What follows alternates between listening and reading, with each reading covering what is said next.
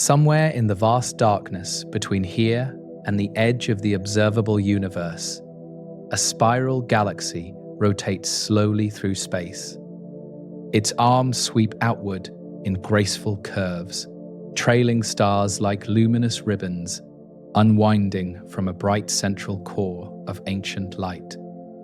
Hundreds of billions of stars participate in this rotation, each one following its own orbital path around the galactic center at tremendous speed. The entire structure turns as a single entity, a cosmic pinwheel spinning in the darkness that has no friction to slow it down. The rotation of this galaxy, like every spiral galaxy ever observed, follows a pattern that should be predictable based on physics we understand well. Stars closer to the center, where mass concentrates most densely, should orbit faster than stars in the outer regions of the galactic disk. This expectation comes from the same physics that governs our solar system, where Mercury orbits quickly and Neptune moves slowly through space. The gravitational pull of central mass should determine the orbital speeds at every distance from the core outward toward the edges. When astronomers first measured the rotation speeds of galaxies carefully, they expected to find this familiar pattern operating at galactic scales. The tools to make such measurements became available in the 20th century, allowing observers to determine how fast different parts of galaxies move.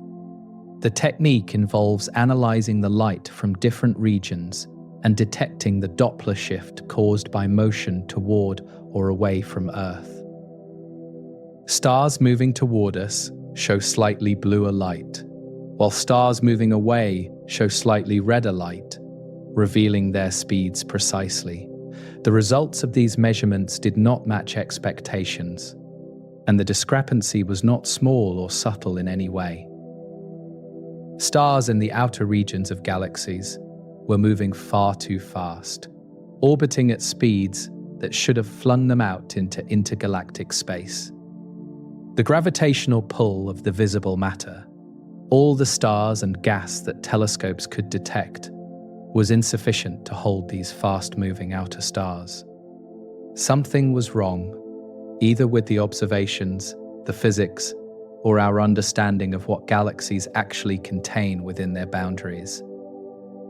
You are listening to The Drowsy Astronaut, and tonight we are exploring one of the deepest mysteries in modern science together. This journey concerns something invisible that makes up most of the matter in the universe, something we have never directly detected despite decades of searching. The exploration will take us from spinning galaxies to underground laboratories, from the early universe to the present moment, all around us. If you are joining from somewhere in the world tonight, feel free to share where you are listening from in the comments below. And if this kind of slow science storytelling feels right to you, a like or subscription helps others find it too. But for now, just get comfortable, and whenever you're ready, we'll begin. The galaxy rotation problem became impossible to ignore, as measurements accumulated from observatory after observatory throughout the 20th century. Vera Rubin, an American astronomer, made particularly careful measurements of the Andromeda galaxy in the 1970s with collaborator Kent Ford. Her rotation curves showed the same troubling pattern that others had begun to notice in earlier decades of observation. The outer stars orbited just as fast as the inner stars, creating a flat line on the graph instead of the expected decline. A rotation curve is simply a graph showing orbital speed on one axis and distance from the galactic center on the other axis. For a system like the solar system, where most mass concentrates at the center, this curve rises quickly, then falls off gradually with distance. Mercury moves at about 47 kilometers per second, while Neptune moves at only 5 kilometers per second, far from the Sun. The curve declines because gravitational pull weakens with distance from the concentrated central mass, affecting orbital velocities everywhere. For galaxies, the expected rotation curve should show a similar pattern once you move past the bright central bulge region. The disk of a spiral galaxy contains stars throughout, but their density decreases toward the outer edges progressively over great distances. Beyond a certain radius, adding more distance should mean less enclosed mass, and therefore lower orbital speeds for stars at those distances. The physics is straightforward, and the prediction seems clear based on what we can see shining in the darkness. The observed rotation curves stubbornly refuse to decline as distance from the galactic center increases outward through the spiral arms. Instead, they stay flat, showing nearly constant orbital speeds from the inner regions all the way to the outermost detectable stars orbiting. This flatness appears in galaxy after galaxy, a universal pattern that cannot be dismissed as a measurement error or unusual circumstance. Something is providing extra gravitational pull that the visible matter alone cannot account for anywhere we look. The speeds involved are substantial, with outer stars typically orbiting at 200 to 300 kilometers per second in spiral galaxies.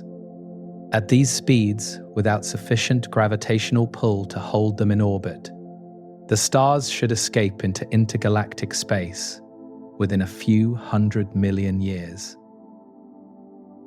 Galaxies are billions of years old, so the fact that they still exist in their current form means something must be holding them together. The visible matter alone provides perhaps 10 to 20% of the required gravitational binding for these fast-orbiting outer stars. The discrepancy between expected and observed rotation is not a subtle effect that might be explained by measurement uncertainty or minor corrections. The outer stars move roughly twice as fast as they should, based on visible matter alone, throughout the entire observable universe. This factor of 2 or more appears consistently across different galaxy types, sizes, and environments throughout the cosmos, wherever we observe.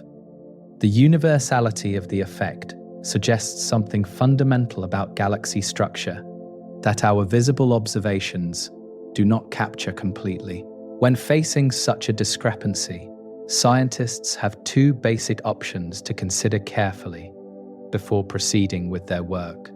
Either the physics we use to calculate expected behavior is wrong at galactic scales, or there is additional matter we cannot see. Both possibilities are profound, challenging either our understanding of gravity or our picture of what the universe contains in its depths.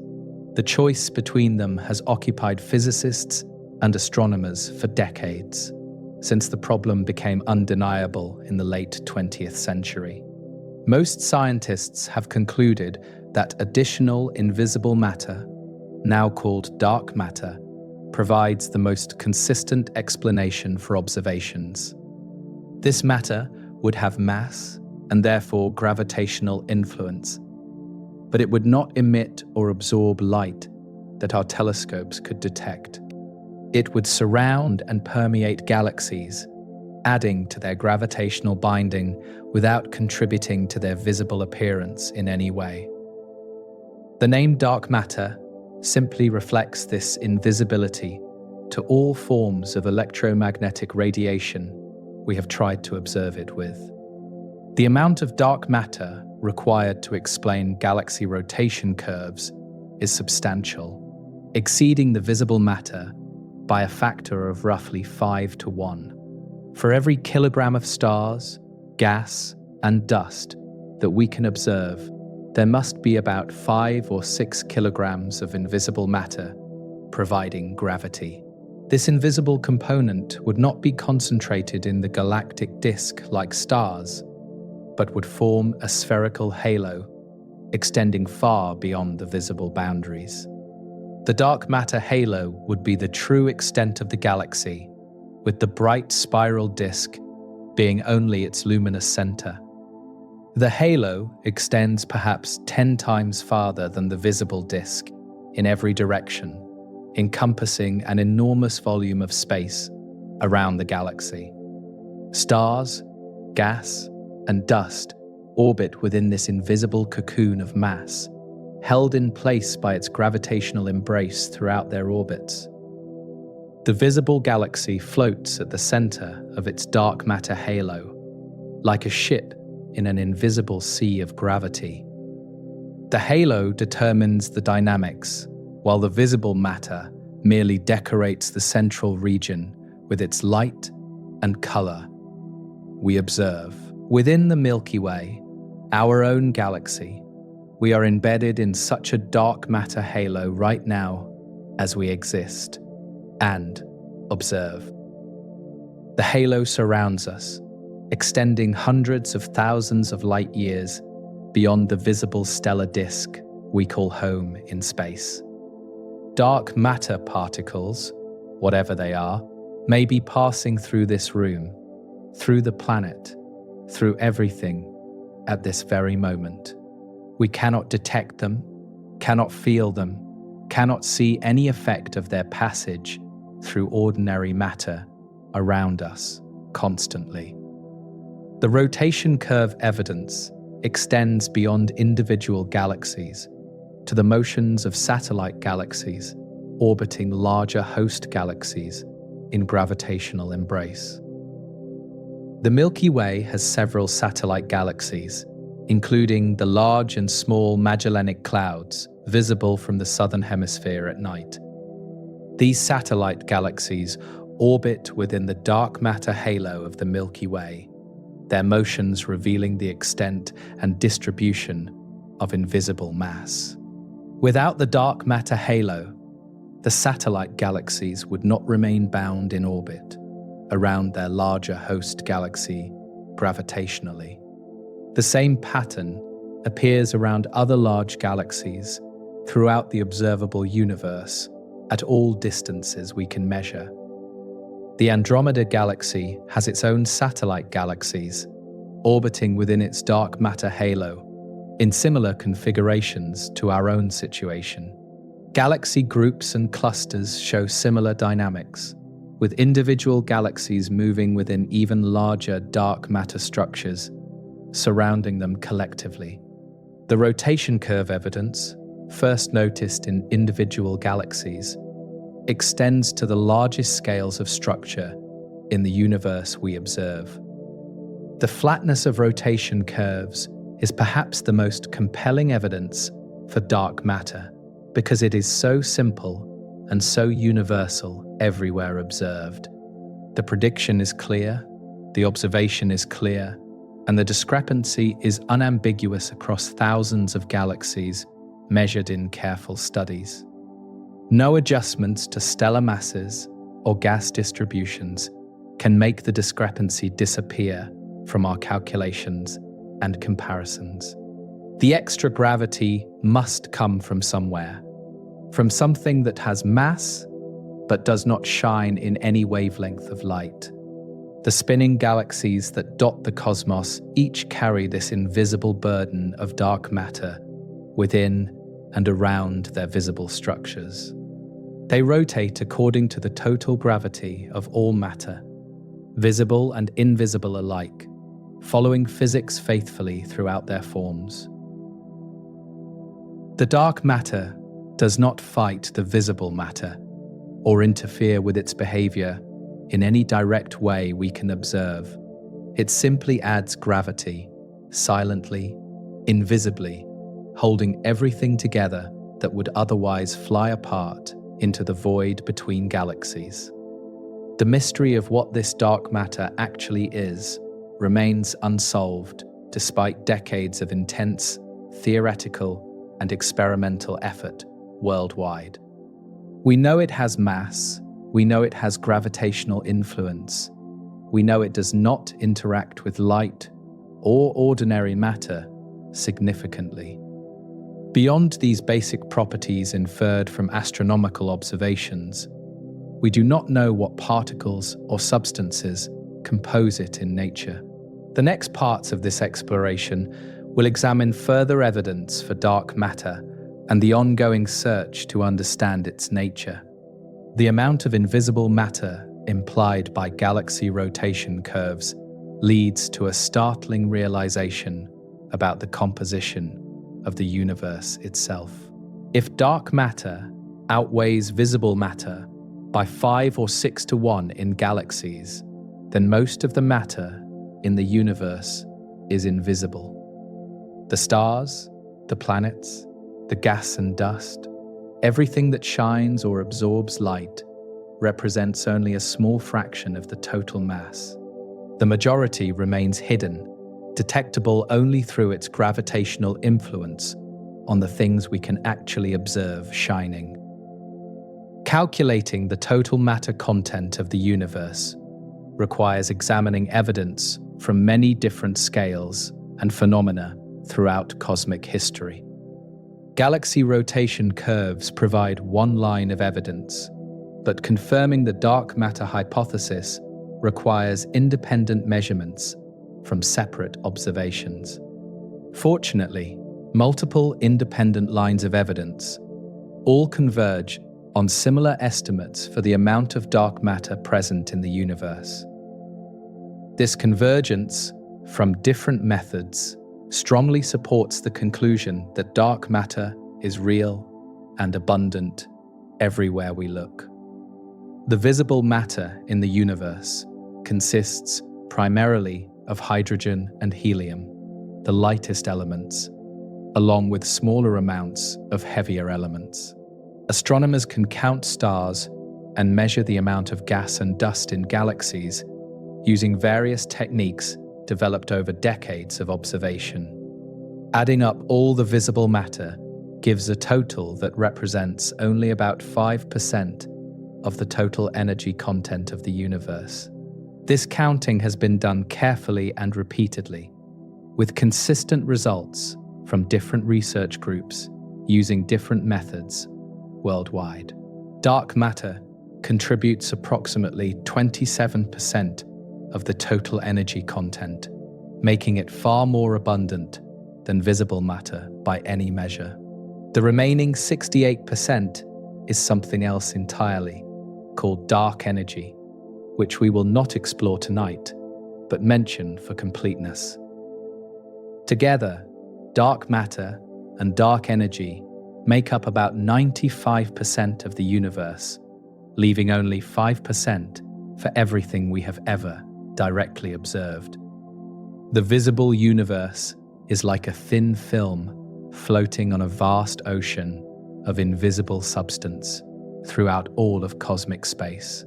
The ratio of dark matter to visible matter has been confirmed through observations of the cosmic microwave background, the radiation left over from the early universe. This ancient light carries an imprint of the matter distribution when the universe was only about 400,000 years old in its history.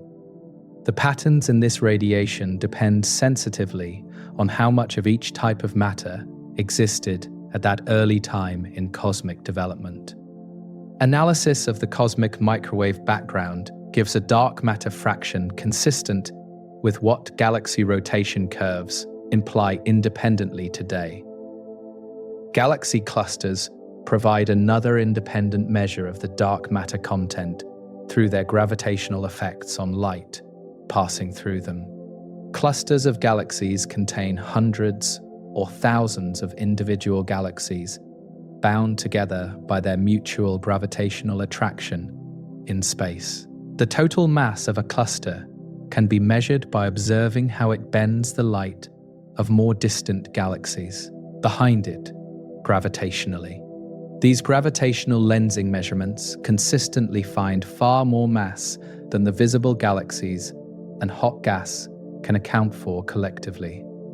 The hot gas in galaxy clusters, visible in X-ray observations, traces the gravitational potential of the cluster's total mass distribution directly.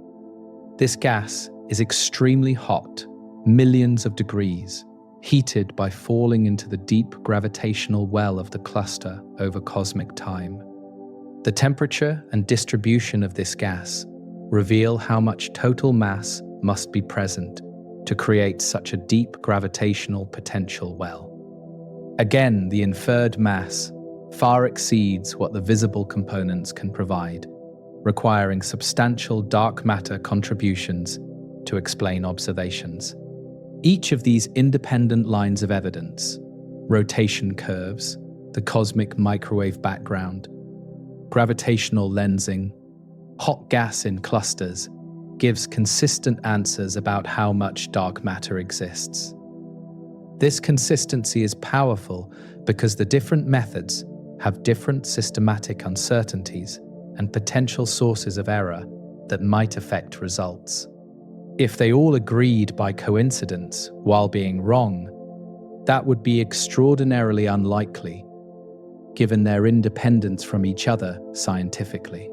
The convergence of multiple lines of evidence strongly supports the reality of dark matter's abundance throughout the cosmos we observe.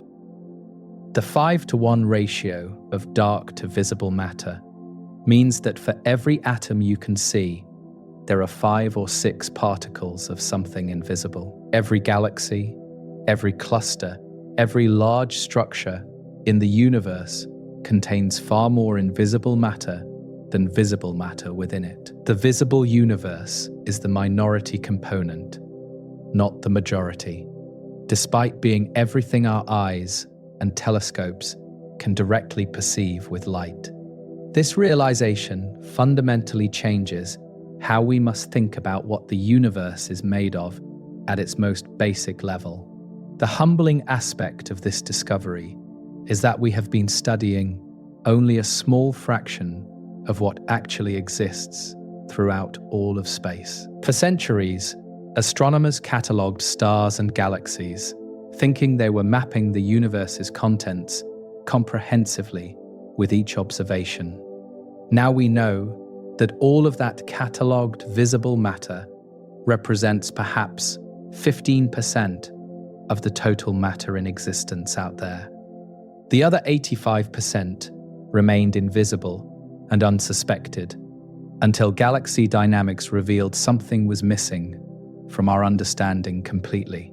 The term dark matter can be misleading because dark suggests merely dim or faint, which could be brightened with a stronger telescope. True dark matter is not dim. It is completely invisible to light of any wavelength, from radio waves through gamma rays, entirely. It does not emit light, absorb light, or scatter light in any way that current observations can detect from any source. The darkness is absolute, a complete absence of electromagnetic interaction that defines what we mean by dark matter precisely. This absolute invisibility makes dark matter extraordinarily difficult to study directly with any existing technology we possess. Astronomy traditionally relies on light as the messenger carrying information about distant objects across cosmic space to our instruments. An object that neither emits nor interacts with light cannot be studied using any traditional astronomical technique based on electromagnetic observation. We can only infer dark matter's presence through its gravitational effects on the visible matter and light around it indirectly. The gravitational influence is real and substantial, holding galaxies together and shaping the large-scale structure of the entire universe observably. Without dark matter, galaxies would not rotate as they do, clusters would not hold together, and structure would not have formed as observed. The invisible matter is not a minor correction to our understanding, but a fundamental component of cosmic structure at all scales we examine. Everything we see depends on something we cannot see for its existence in the form we observe it taking. The universe we inhabit is mostly invisible, mostly unknown, mostly beyond our current ability to directly perceive or measure at all. This is not a failure of science, but a profound discovery about the nature of reality itself, made through careful observation and reasoning. We live in a cosmos dominated by substances we have never directly detected, surrounded by matter that passes through us without interaction. The visible universe is a small, bright island in an ocean of darkness that we are only beginning to explore and understand. The dark matter surrounding each galaxy forms a specific structure that astronomers call the dark matter halo, extending around visible components.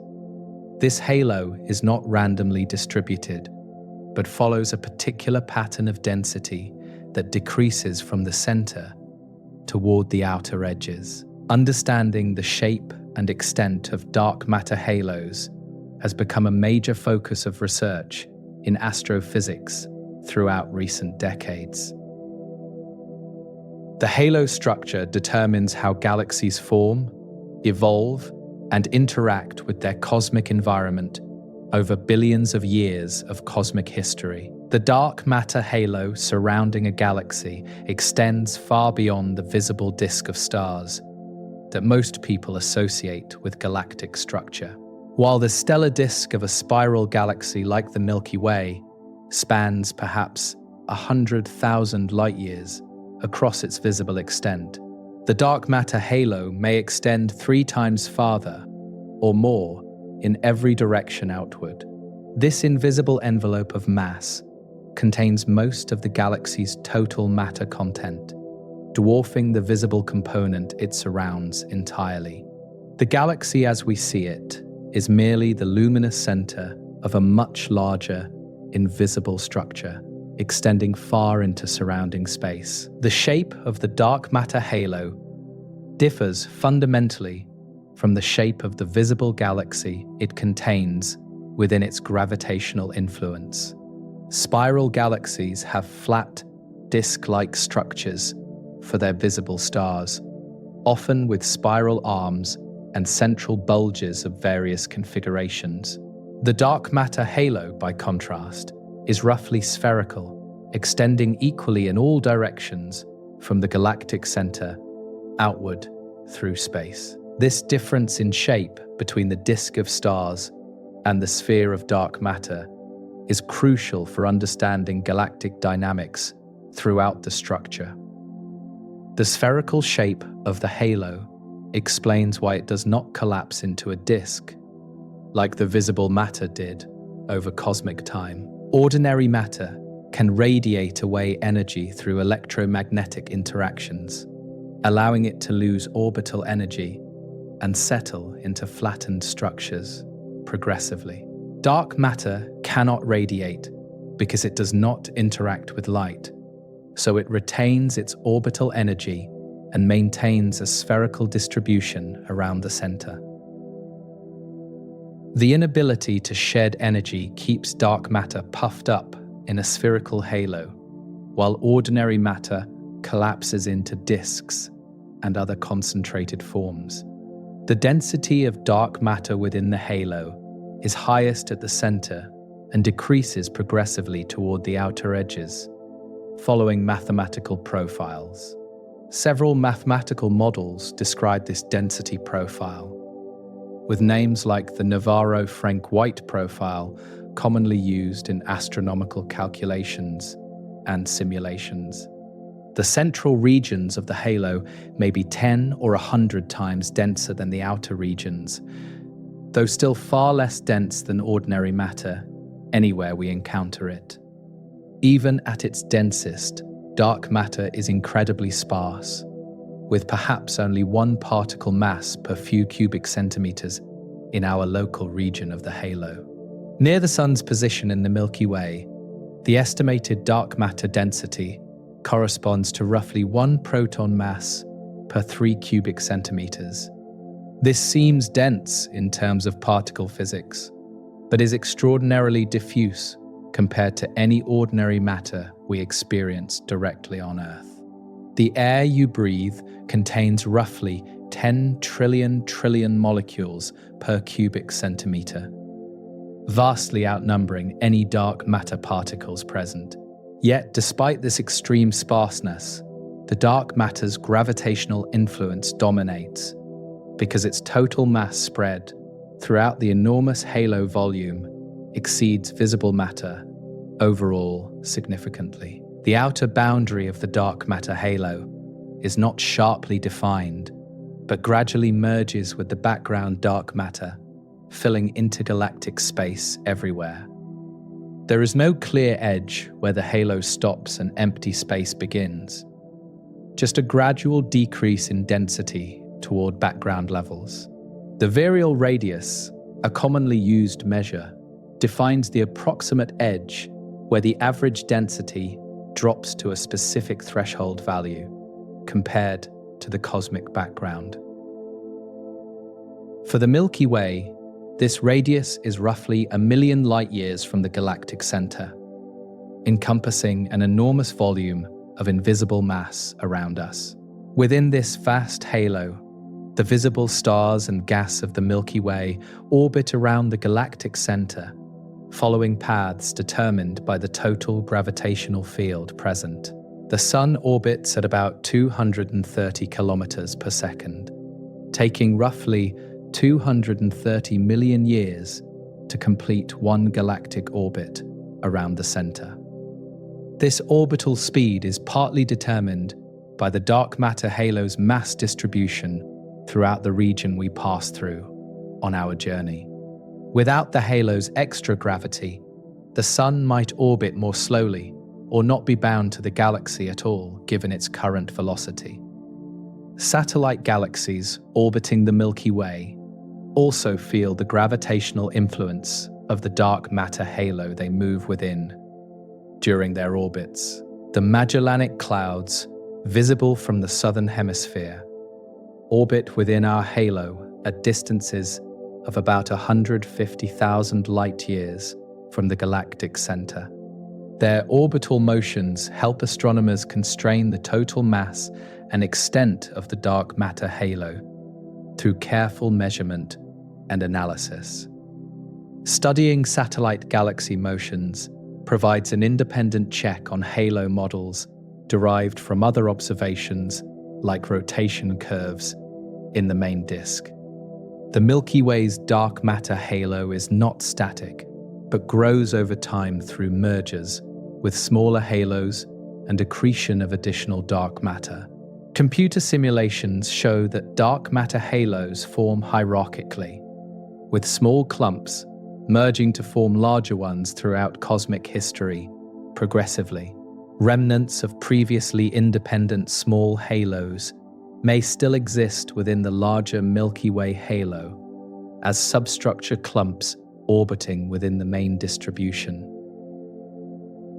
These subhalos might be detected through their gravitational effects on stellar streams or other sensitive traces of the gravitational field. The existence and structure of the dark matter halo has profound implications for our understanding of how galaxies formed and evolved over time. In the standard cosmological model, dark matter halos formed first from the gravitational collapse of primordial density fluctuations after the Big Bang.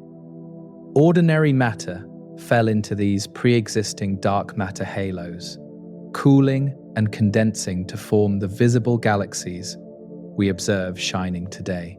Without the dark matter halos forming first to provide gravitational wells, galaxies might never have formed at all, or would have taken much longer to assemble into their current structures. The halo, as a framework for galaxy formation, means that the visible universe is literally built on a dark matter skeleton, invisible to all our observations. Every galaxy, every cluster of galaxies, every large structure we observe exists because dark matter clumped first and drew ordinary matter into its gravitational embrace. The cosmic web of galaxies traces the underlying distribution of dark matter throughout the universe as a result of this formation process. Dark matter is not just additional mass, but is the fundamental framework on which the visible universe was constructed long ago. Right now, at this moment, dark matter particles are passing through everything around us, including the ground, the air, and our own bodies, continuously. Billions of dark matter particles cross through each square meter of Earth's surface every second without interacting with anything at all perceptibly. They pass through the planet as if it were not there, continuing on paths determined only by gravity's gentle guidance through space. This invisible rain of particles has continued since the formation of the galaxy, unnoticed and undetected by any experiment so far conducted. The presence of dark matter all around us, right here and now, makes the search for its identity deeply personal, despite the cosmic scales involved. We are immersed in this mystery, surrounded by particles we cannot detect, living within a halo of invisible substance we can only infer from gravitational effects. The question of what dark matter actually is concerns not just distant galaxies, but the very space we occupy at this moment together. Understanding dark matter would illuminate the nature of our immediate environment, as well as the cosmos as a whole, throughout its vast extent. The dark matter halo extends silently around us, invisible yet massive, shaping the galaxy we call home, through gravity alone, at every point. Its particles pass through without interacting, without leaving traces, without affecting the chemistry or physics of ordinary matter directly in any way. Only gravity connects the visible and invisible components of the universe, a thread so subtle that only astronomical observations can detect its influence operating. We feel the halo's gravity in the sun's orbit around the galaxy and in the overall dynamics of the stars we observe, though never directly experiencing it ourselves in daily life. The evidence for dark matter extends beyond galaxy rotation curves and halo dynamics to include observations of light bending around massive objects. This phenomenon, called gravitational lensing, occurs because mass warps the fabric of space itself, according to Einstein's general theory of relativity. Light traveling through this warped space follows curved paths rather than straight lines, creating distorted images of background objects behind massive foregrounds. Gravitational lensing provides a way to map mass distributions directly, whether that mass is visible or invisible to our telescopes and instruments. Einstein's theory predicts that mass tells space how to curve, and curved space tells matter and light how to move through it. The more mass concentrated in a region, the more severely space curves and the more dramatically light bends around that region. This effect was first confirmed in 1919, when astronomers observed stars near the Sun during a total solar eclipse, shifting positions slightly. The Sun's mass was bending the starlight passing near it, exactly as Einstein had predicted years earlier in his revolutionary theoretical work. Galaxy clusters, containing hundreds or thousands of individual galaxies, provide the most dramatic examples of gravitational lensing observed in the universe. The total mass of a cluster warps space so strongly that background galaxies appear as stretched arcs and distorted shapes around the cluster. These arcs are the images of galaxies billions of light years behind the cluster, their light bent and magnified by the cluster's gravitational field. The pattern of distortion reveals the total mass distribution of the cluster, including all the invisible dark matter present within it. When astronomers analyze the gravitational lensing patterns around galaxy clusters, they consistently find far more mass than the visible components can provide. The galaxies themselves contribute some mass, and the hot gas filling the cluster contributes more, visible in X-ray wavelengths of light emission. But the total mass required to produce the observed lensing exceeds these visible components by a factor of roughly 5-to-1 consistently. The extra mass is dark matter, revealing its presence through distorted images of distant background galaxies we can observe in deep images. The bullet cluster provides perhaps the most compelling visual evidence for dark matter's existence, from gravitational lensing observations to date. This cluster is actually two galaxy clusters that collided and passed through each other about 100 million years ago, violently. The collision separated the different mass components in a way that reveals where the dark matter resides compared to the visible matter directly. The lensing map shows most of the mass in two clumps on either side of the collision center, separated spatially. The hot gas in galaxy clusters, visible in X-rays, interacts with itself through electromagnetic forces during cluster collisions forcefully. When two clusters collide, their gas clouds smash together, slowing down and heating up, piling up at the collision center between the clusters. This is exactly what X-ray observations of the bullet cluster show, with hot gas concentrated in the middle between the two clusters. The gas was slowed by its own interactions during the collision, lagging behind the galaxies and dark matter that passed through more freely. The galaxies themselves passed through the collision relatively unimpeded, because individual galaxies are small compared to the cluster volume overall. Stars in each cluster galaxy did not collide with stars from the other cluster directly during the violent collision event. The galaxies emerged on the far side of the collision, having passed through the interaction region without significant disruption to their individual structures. They are now located on either side of the hot gas, separated from it by the collision dynamics that affected components differently. The gravitational lensing reveals that most of the mass is located where the galaxies are, on either side of the collision, not where the hot gas piled up in the center. This separation of mass from gas is crucial evidence for dark matter, because it shows the mass does not trace the visible matter distribution directly.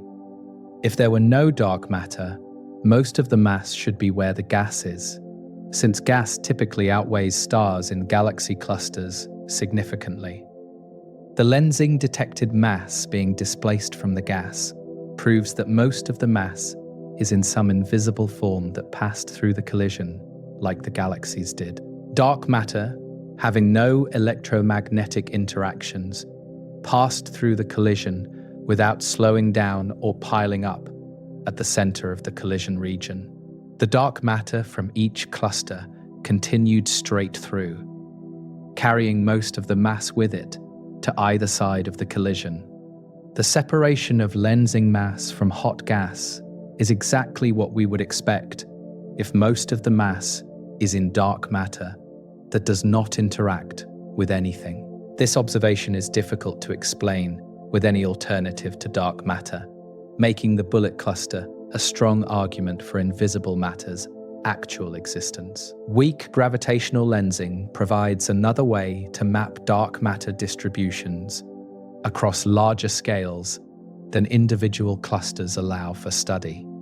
Instead of dramatic arcs and multiple images, weak lensing produces subtle distortions in the shapes of background galaxies throughout wide survey fields. These tiny distortions are invisible for any individual galaxy, but become detectable when analyzing the statistics of millions of galaxy shapes together.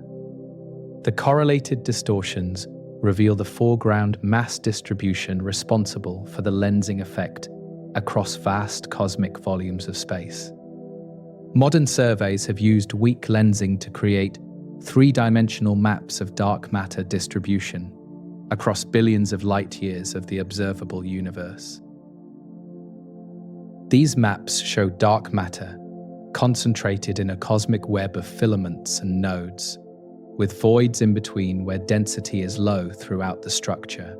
The visible galaxies trace this dark matter distribution, clustering where dark matter is densest and avoiding the empty void regions in between filaments.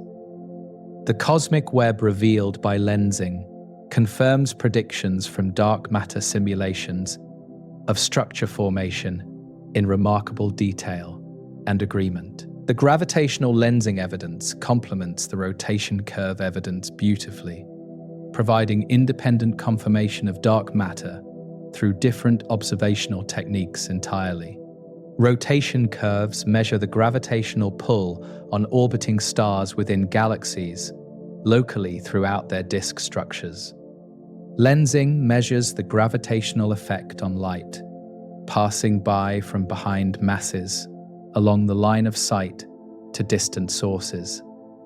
Both methods detect the same excess of mass over visible matter, pointing to the same dark matter explanation from completely independent observations. The convergence of multiple independent lines of evidence makes the case for dark matter remarkably strong in modern astrophysics and cosmology today. Rotation curves, velocity dispersions in clusters, gravitational lensing, the cosmic microwave background, and other observations all require similar amounts of dark matter. If dark matter did not exist, all of these independent observations would have to be wrong for different reasons, which seems extraordinarily unlikely given their diversity. The simplest explanation that fits all the data is that dark matter really exists in the amounts and distributions that observations consistently imply everywhere we look. Having established that dark matter exists through multiple lines of gravitational evidence, the question arises of what it might be made of at the particle level. The most natural first guess would be that dark matter consists of ordinary matter in some dim or faint form that simply escaped our detection initially. Perhaps vast numbers of small, cold objects populate the halos of galaxies, too faint to see with current telescopes and instruments available. This hypothesis was taken seriously for many years and tested extensively before being largely ruled out by multiple independent observations and experiments. Ordinary matter, the kind made of protons, neutrons, and electrons, is called baryonic matter by physicists studying these fundamental questions. The protons and neutrons in atomic nuclei are baryons, and they make up the mass of all the atoms and molecules we encounter in daily life. If dark matter were baryonic, it would just be ordinary matter in some hard-to-see form, like black holes or cold planets or diffuse gas. The question of whether dark matter is baryonic has been answered definitively by several independent lines of evidence we can examine carefully together. The strongest evidence against baryonic dark matter comes from observations of the cosmic microwave background radiation left over from the early universe. About 400,000 years after the Big Bang, the universe cooled enough for atoms to form from previously free electrons and nuclei. At that moment, the universe became transparent to light, and the radiation from that era has traveled to us ever since as the cosmic microwave background. The patterns in this radiation encode information about the matter content of the early universe in exquisite detail, for careful analysis. The ratio of baryonic matter to total matter affects how sound waves propagated through the early universe before atoms formed from free particles. These sound waves left an imprint on the cosmic microwave background that depends sensitively on the baryonic fraction of total matter present. Analysis of this imprint shows that baryonic matter makes up only about 5% of the universe's total energy content, measured precisely. Dark matter, at 27%, must therefore be non-baryonic, made of something other than ordinary protons and neutrons entirely. Big Bang nucleosynthesis provides another independent constraint on how much baryonic matter the universe can contain from its earliest moments. In the first few minutes after the Big Bang, the universe was hot and dense enough for nuclear fusion to occur throughout the entire cosmos. This primordial fusion produced hydrogen, helium, and traces of lithium in specific ratios that depend on the baryonic matter density present then. Observations of these primordial element abundances confirm that baryonic matter is only about 5%, consistent with the cosmic microwave background analysis.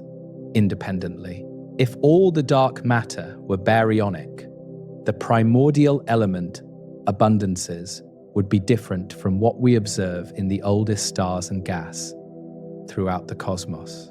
There would be more helium and less hydrogen than observations show existing in ancient astronomical sources, studied carefully by researchers.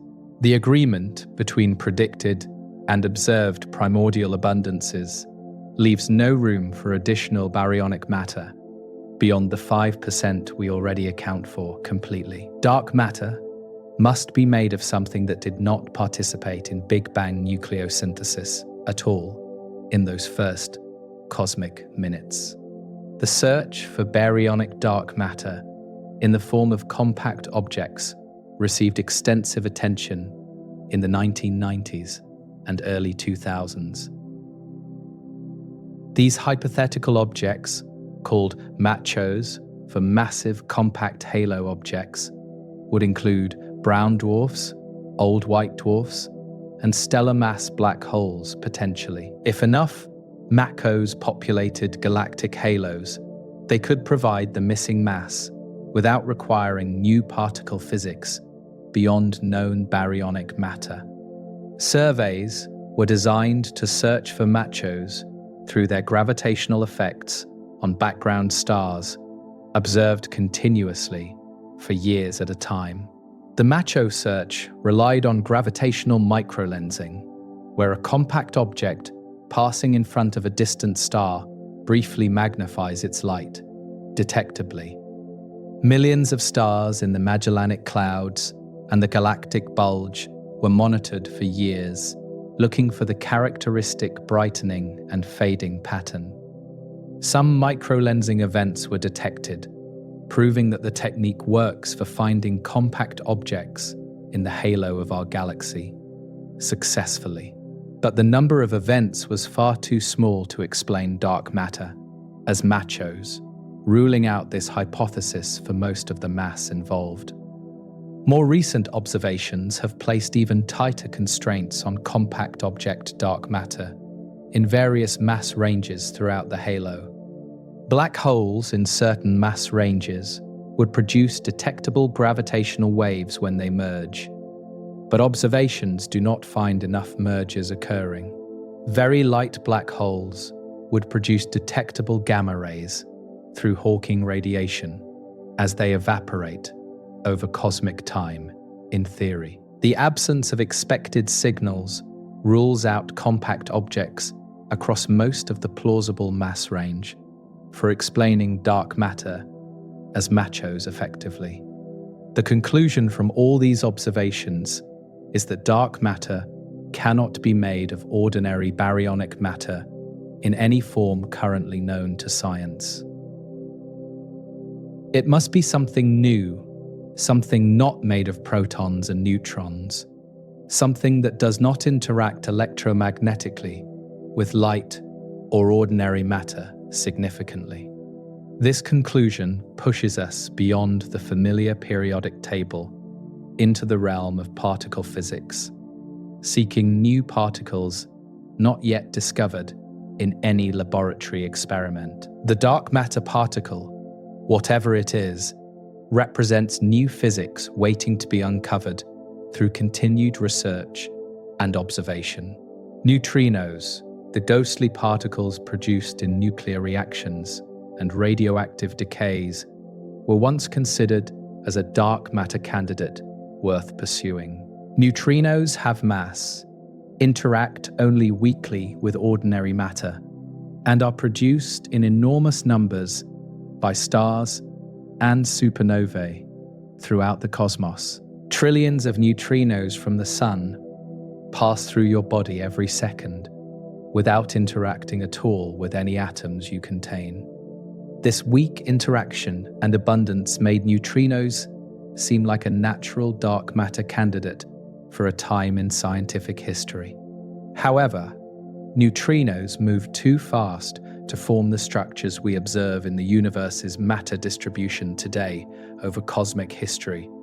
These light particles were moving at nearly the speed of light in the early universe and would have streamed out of forming structures easily.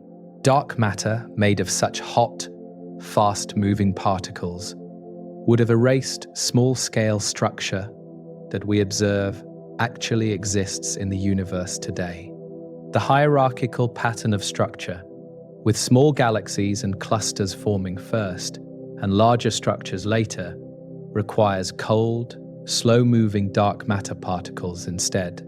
Cold dark matter, the term for slow-moving dark matter particles, has become the standard model for cosmological structure formation in modern astrophysics.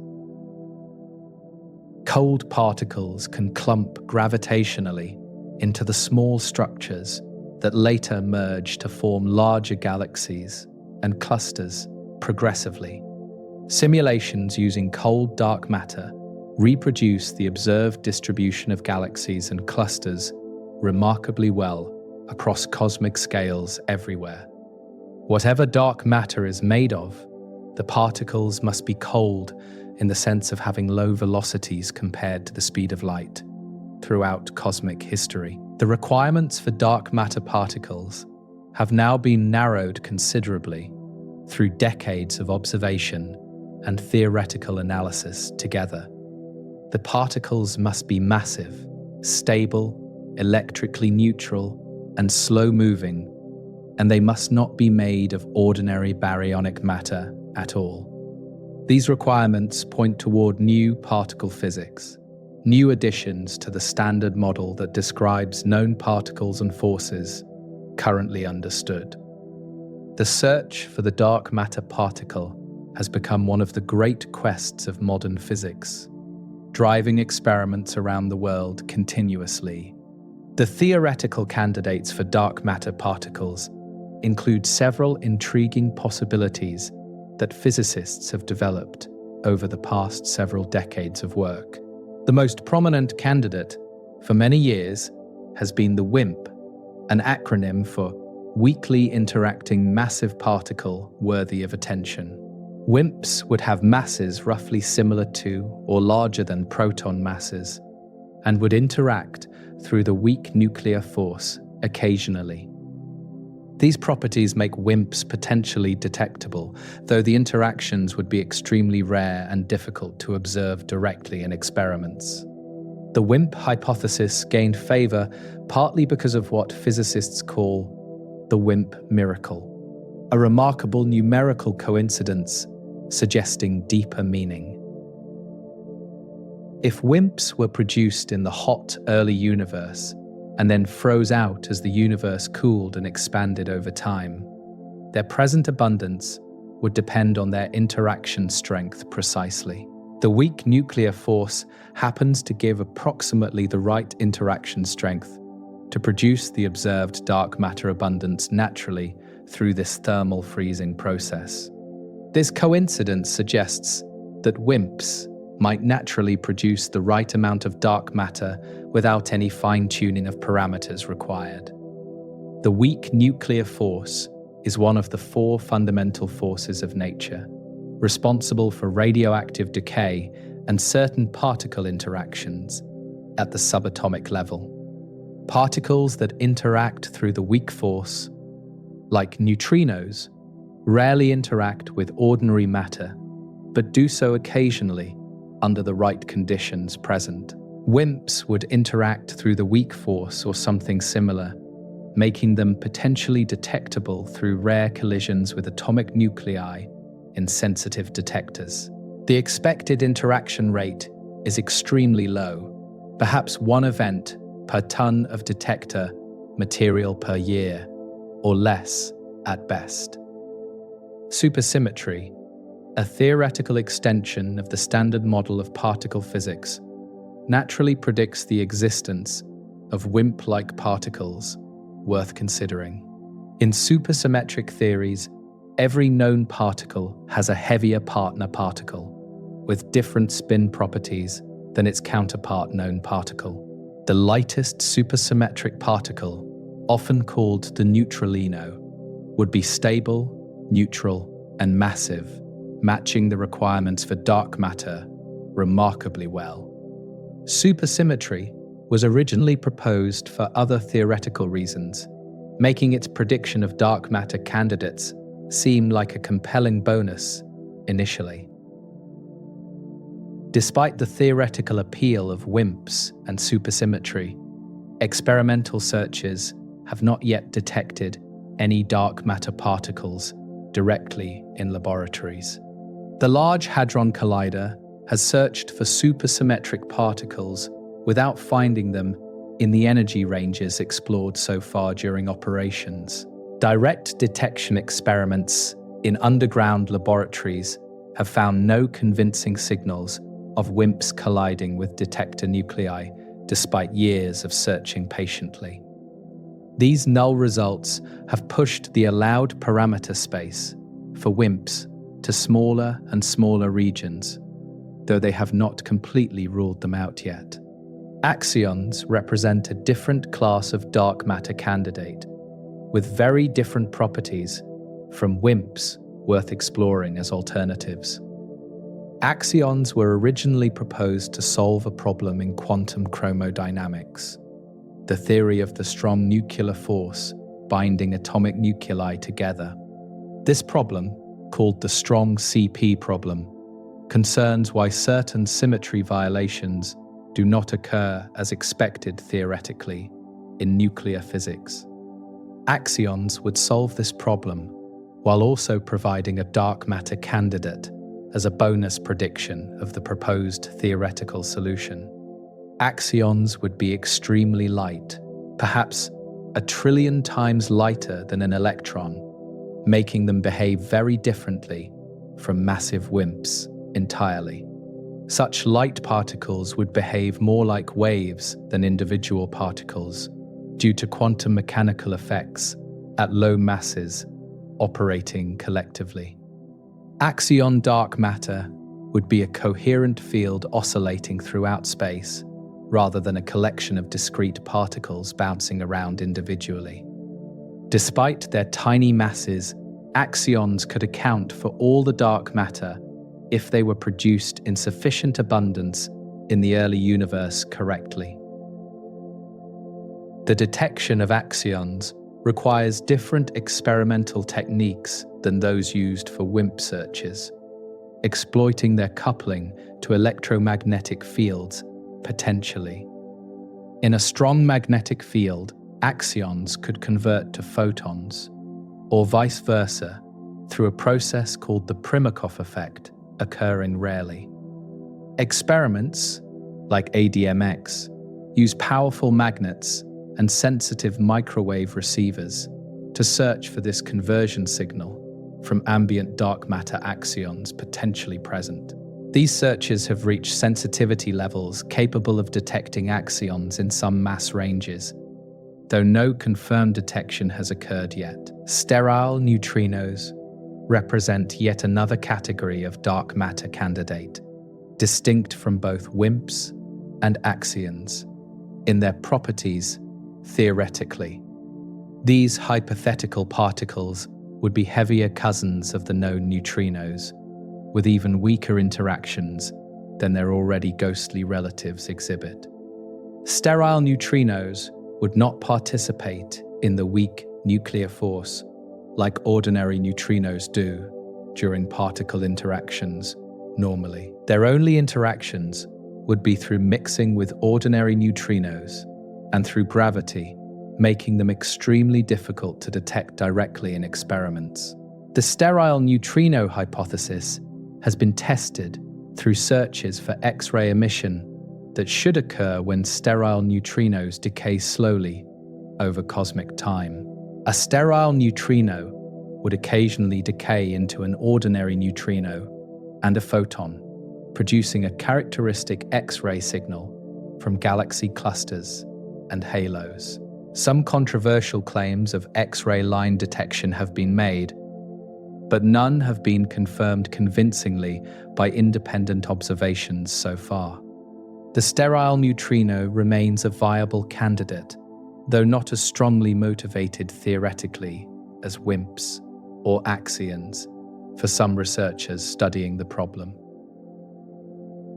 The diversity of dark matter candidates reflects our genuine uncertainty about what new physics might be responsible for the invisible mass. WIMPs, axions, sterile neutrinos, and various other possibilities all remain on the table as viable options for explaining observations.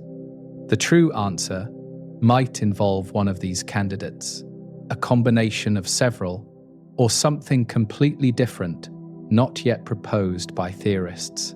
The search continues across multiple experimental and observational frontiers, each approach sensitive to different parts of the candidate space, potentially containing the answer. The range of possible dark matter particle masses spans more than 50 orders of magnitude, from ultralight axions to objects far heavier than atoms. This enormous range makes comprehensive searching difficult, as different mass ranges require completely different experimental techniques and approaches to detection. Progress has been made in ruling out various parts of this range, but vast territories remain unexplored by current experimental capabilities and sensitivities. Finding dark matter requires either luck or systematic exploration across this enormous parameter space, continuing for years ahead. The particle physics community and the astrophysics community have collaborated extensively on the dark matter search across disciplinary boundaries. Productively, particle physicists design detectors and analyze data looking for rare interactions in controlled laboratory experiments, carefully conducted. Astrophysicists provide the gravitational evidence, the density estimates, and the velocity distributions needed to interpret experimental results meaningfully. Together, these communities have mounted a decades-long effort to identify the dark matter particle that continues with undiminished commitment today. Deep beneath the surface of the Earth, in caverns carved from ancient rock, some of the most sensitive experiments ever constructed wait patiently for dark matter. These underground laboratories seek to detect the rare collision between a dark matter particle and an ordinary atomic nucleus directly. The experiments operate underground because the rock above shields them from cosmic rays that would otherwise create overwhelming background noise, interfering with signals. Every potential dark matter signal must be distinguished from the countless other particle interactions that occur naturally in all detector materials continuously. The Gran Sasso National Laboratory in Italy lies beneath approximately 1,400 meters of rock in the Apennine Mountains, near Rome. This depth reduces the cosmic ray flux by about 1 million times compared to the surface, creating a quiet environment for sensitive experiments. Several dark matter experiments have operated at Gran Sasso over the decades, including DAMA, Xenon, and DarkSide projects, among others. The laboratory has become one of the premier sites for underground physics research anywhere in the world during recent decades. Snow Lab in Canada occupies an even deeper location, 2 kilometers beneath the surface in an active nickel mine near Sudbury, Ontario. The mine was originally developed for nickel extraction, but a portion has been converted into ultra-clean laboratory space for physics experiments. The depth provides even better shielding from cosmic rays than Gran Sasso, making SNOLAB among the quietest places on Earth for particle physics measurements. Experiments like DEP and Super CDMS operate at SNOLAB, searching for dark matter using different detector technologies than those employed at other sites.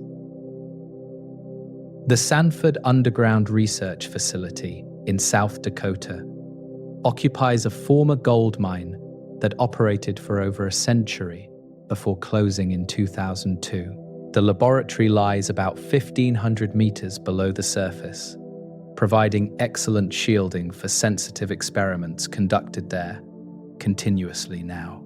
Lux and its successor LZ have operated at Sanford, achieving some of the most sensitive dark matter search results to date from this location. The same site will host future experiments with even greater sensitivity as the search continues progressing forward. The detectors in these underground laboratories use various technologies to sense the rare energy depositions that would signal dark matter collisions occurring. Liquid xenon detectors used by Xenon, LZ, and Panda X experiments look for tiny flashes of light and ionization when a nucleus is struck by something. The xenon is purified to extraordinary levels, removing any radioactive contaminants that might produce background signals mimicking dark matter interactions. When a particle interacts in the liquid, it produces both scintillation light and ionization electrons that drift through the liquid to detection. Cryogenic detectors, used by experiments like Super CDMS, cool crystals of germanium or silicon to temperatures near absolute zero for measurement.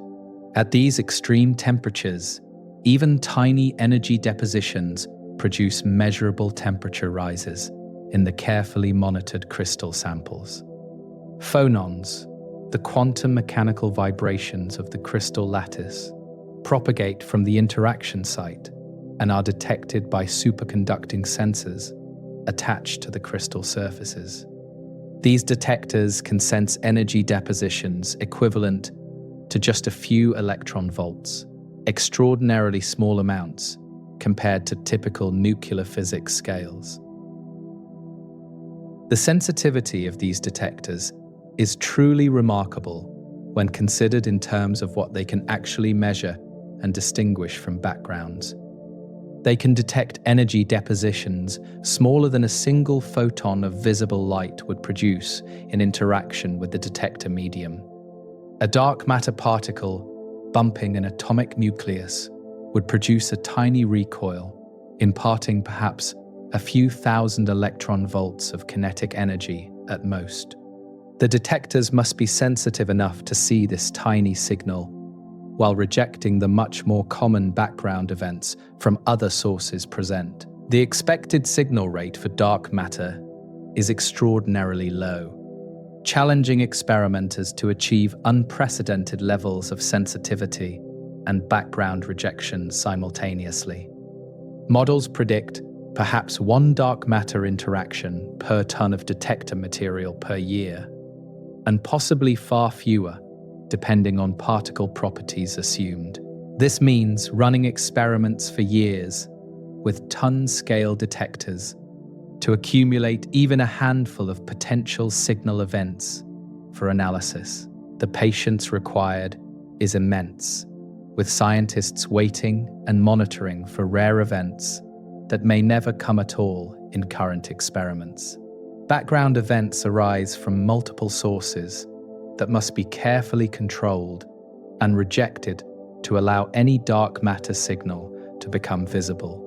Radioactive decays in the detector materials themselves produce signals that can mimic dark matter interactions in their characteristics observed.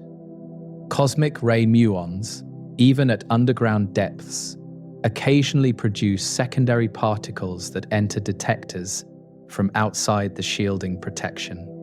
Neutrons from radioactive decays in the surrounding rock can scatter off nuclei, producing signals identical to expected dark matter signals, theoretically. The control of backgrounds requires extraordinary measures in detector construction, material selection, and data analysis techniques used throughout experiments. Every material in the detector is screened for radioactive contamination before being allowed near the sensitive detection volume, being protected. The detectors are surrounded by layers of shielding, often water or liquid scintillator, to absorb or detect incoming particles before they reach the central detector. Multiple sensor technologies are combined to distinguish genuine nuclear recoils from electronic recoils that would indicate background rather than signal. Despite decades of effort and dramatically improving sensitivity, no underground experiment has made a confirmed detection of dark matter particles yet. Each new generation of detectors has set more stringent limits on dark matter interaction rates, ruling out increasingly large portions of the candidate parameter space. The null results are scientifically valuable, constraining theoretical models and guiding the design of future experiments going forward. But the detection that would confirm dark matter's particle nature remains elusive, always seemingly just beyond the reach of current technology's capabilities. Some experiments have reported intriguing signals that remain controversial within the scientific community after years of debate and analysis. The Dharma experiment at Gran Sasso has observed an annual modulation signal for over 2 decades, which they interpret as dark matter, potentially. The Earth's motion around the Sun causes our velocity through the dark matter halo to vary seasonally, which should produce a small annual variation in detection rates. Dharma sees such a variation, but other experiments with different technologies do not see it, creating a puzzle that remains unresolved today. The discrepancy between Dharma's signal and other experiments' null results has generated extensive discussion about possible explanations for the differences observed. Perhaps Dharma is detecting something other than dark matter that happens to vary annually for other reasons not yet understood by researchers. Perhaps the other experiments are somehow insensitive to the type of dark matter Dharma is seeing due to technological differences present. The situation remains unclear, with new experiments specifically designed to test Dharma's result currently operating or under construction now. The search continues, with ever larger and more sensitive detectors being planned and constructed at underground sites around the world continuously. Darwin in Europe and XLZ combining efforts globally aim for multi-ton xenon detectors with sensitivity far beyond current experiments, achieving greater reach. At some point, irreducible backgrounds from neutrinos scattering off nuclei will create a noise floor that cannot be reduced further by any means. Reaching this neutrino floor without detecting dark matter would constrain WIMP properties severely and potentially point toward other dark matter candidates entirely. The underground laboratories where these experiments operate are strange and quiet places, isolated from the bustle of surface life above them. Scientists descend daily into the depths, maintaining equipment and analyzing data in facilities that could not be more different from typical laboratories. The rock above provides the silence needed for the most sensitive measurements humanity has ever attempted in particle physics experiments. In this silence, detectors wait patiently for a signal that would reveal the nature of most of the matter in the universe surrounding us. The role of dark matter extends back to the earliest moments of cosmic history, shaping the universe from its very beginning, after the Big Bang. In the first fraction of a second after the Big Bang, the universe was a hot, dense soup of particles and radiation, expanding rapidly. As it expanded and cooled, the matter within began to feel gravity's influence, with denser regions attracting more matter over time. This gravitational clumping eventually produced all the structure we see today, from individual galaxies to the cosmic web spanning the observable universe. Dark matter played a crucial role in this structure formation because it could begin clumping earlier than ordinary matter could during cosmic evolution. Ordinary matter was coupled to the radiation that filled the early universe through electromagnetic interactions occurring continuously throughout the hot plasma.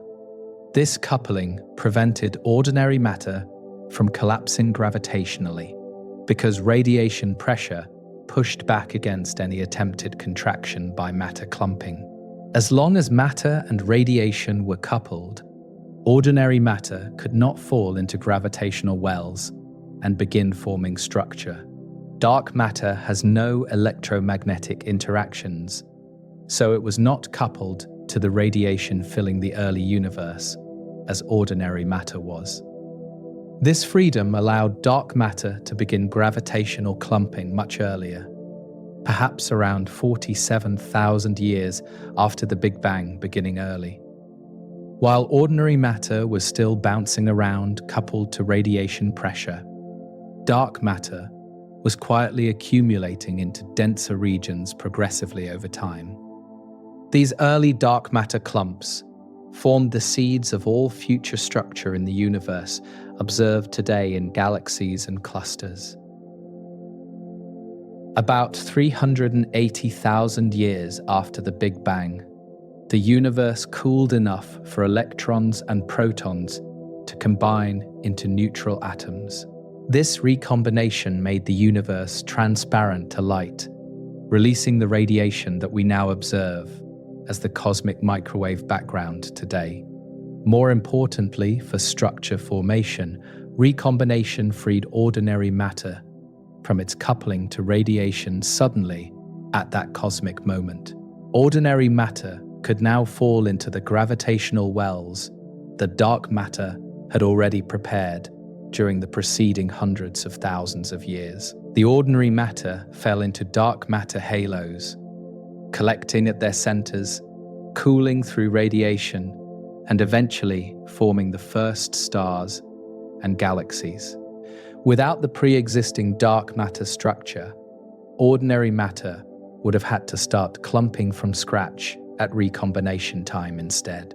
This would have delayed structure formation significantly, possibly preventing galaxies from forming as early as we observe them in deep surveys. Dark matter acted as the scaffolding on which the visible universe was built during the first billion years after the Big Bang.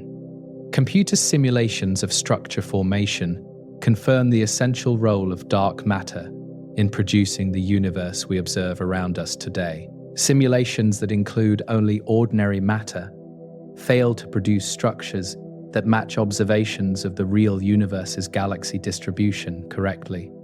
The clumping is too slow, the structures too smooth, the galaxies too late in forming compared to what we actually observe in deep images. Only simulations that include cold dark matter reproduce the observed patterns of structure successfully across cosmic history's timeline. The Millennium simulation and its successors have modeled billions of dark matter particles evolving over cosmic time under gravitational influence alone. These simulations produce a cosmic web of filaments and nodes, with voids in between, exactly matching the large-scale distribution of galaxies observed. Galaxies form at the densest concentrations of dark matter, where ordinary matter accumulated and collapsed into stars over cosmic history. The agreement between simulation and observation is a powerful confirmation of the cold dark matter paradigm's basic correctness as a framework for understanding. The imprint of dark matter on the cosmic microwave background provides independent confirmation of its role in early universe physics and structure formation.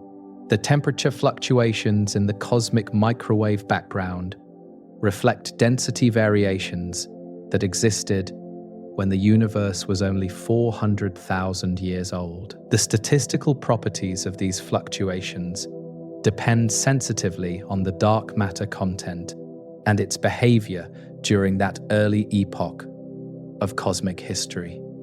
Observations match predictions from models that include dark matter with the abundances inferred from other observations, precisely in statistical analysis.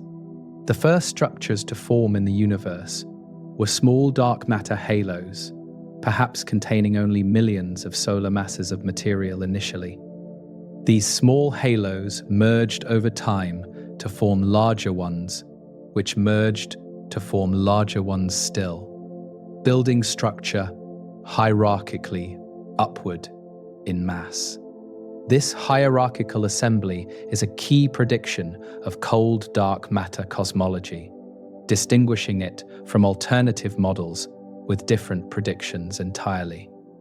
Observations of distant galaxies and their clustering properties confirm that structure built up hierarchically, as predicted by the dark matter models, accurately. The cosmic web revealed by galaxy surveys traces the underlying dark matter distribution that gravitational lensing surveys independently confirm exists across cosmic scales. Galaxies cluster along filaments where dark matter density is high and avoid voids where dark matter density is low throughout space. The visible universe decorates an invisible scaffolding, like lights on a Christmas tree, revealing its hidden shape in the darkness around it. Dark matter is not just additional mass, but is the framework that organized the cosmos into the structure we observe shining today. The role of dark matter in cosmic history makes its existence not just an astronomical curiosity, but a fundamental feature of cosmology. Without dark matter, the universe would not have formed galaxies when and how it did, and might look completely different today. The stars, the planets, and ultimately life itself may owe their existence to dark matter's early clumping that prepared the way for structure formation. Our presence in the universe is connected to dark matter through the cosmic history that led to the formation of the Milky Way and Earth within it. The ancient light of the cosmic microwave background and the modern distribution of galaxies both tell the same story of dark matter's influence. This consistency across cosmic time, from 400,000 years to nearly 14 billion years after the Big Bang, supports the dark matter hypothesis strongly. Alternative explanations would need to match observations at all epochs, not just at one moment in cosmic history selectively observed. The comprehensive agreement of dark matter models, with observations spanning most of cosmic history, makes the case remarkably compelling today. Dark matter continues to influence structure formation today, as galaxies merge and clusters grow through gravitational attraction, ongoing continuously now. The Milky Way is currently merging with several smaller satellite galaxies, their dark matter halos combining with ours over time, progressively. In several billion years, the Milky Way will merge with the Andromeda Galaxy, their dark matter halos combining into an even larger structure, eventually. Structure formation is not complete, but continues, with dark matter driving the process as it has since the universe was young. The invisible majority of matter has shaped the visible minority we observe, determining where galaxies formed and how they evolved over cosmic time. We see the results of dark matter's gravitational work in every galaxy, every cluster, every filament of the cosmic web observed today. The universe that seems so full of light and activity is actually dominated by the dark component that made it all possible. Understanding dark matter is understanding the foundation on which the observable universe was constructed long ago during its earliest epochs of development. While the evidence for dark matter is strong, some scientists have proposed alternative explanations that modify gravity instead of adding invisible matter. These modified gravity theories attempt to explain the same observations without invoking new particles, changing the laws of physics instead of the census. The idea is conceptually simple. If gravity behaves differently than Newton or Einstein predicted, at galactic scales, maybe the rotation curves and other evidence can be explained without dark matter being required at all. This approach has attracted significant attention and continues to be developed and tested. Modified Newtonian dynamics, commonly called MOND, was proposed by Israeli physicist Mordechai Milgram in 1983 as an alternative hypothesis. Milgram noticed that the dark matter problem appears only when gravitational accelerations are extremely low by everyday standards encountered. The rotation curve discrepancy emerges at accelerations around 1/10 billionth of a meter per second squared, far below any laboratory measurement precision. MOND proposes that gravity transitions to a different behavior below this critical acceleration threshold, operating differently. In the MOND framework, gravity at very low accelerations is stronger than Newton's law predicts, providing the extra pull without invisible matter needed. The modification is designed specifically to reproduce the flat rotation curves that reveal the dark matter problem in ordinary gravitational analysis.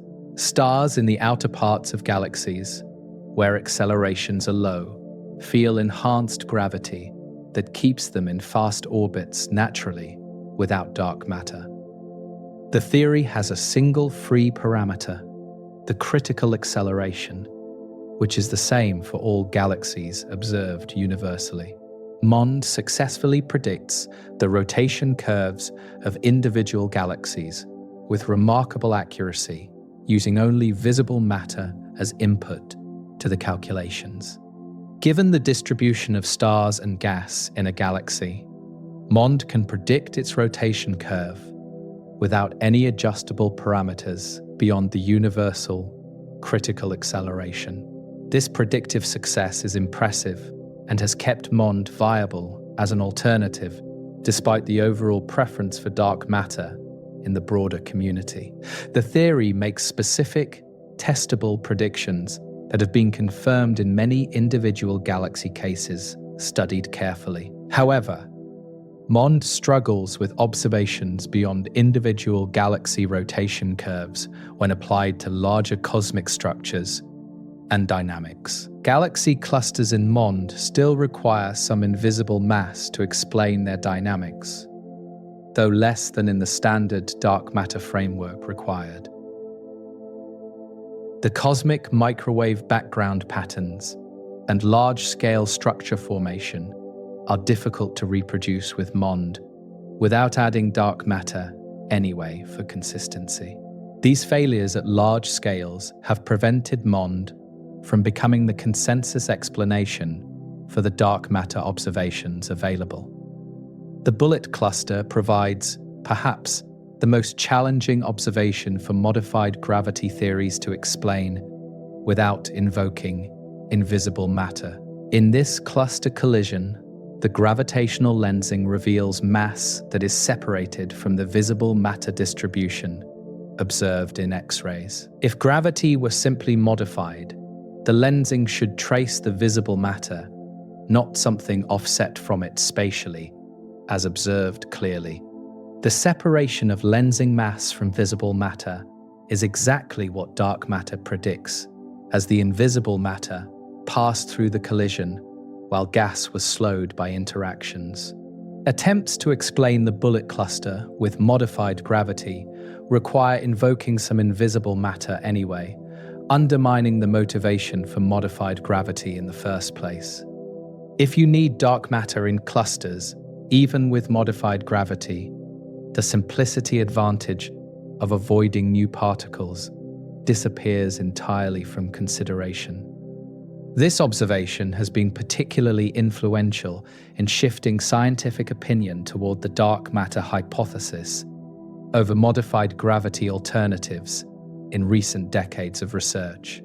Relativistic extensions of MOND have been developed to address some of these problems and provide a complete theoretical framework.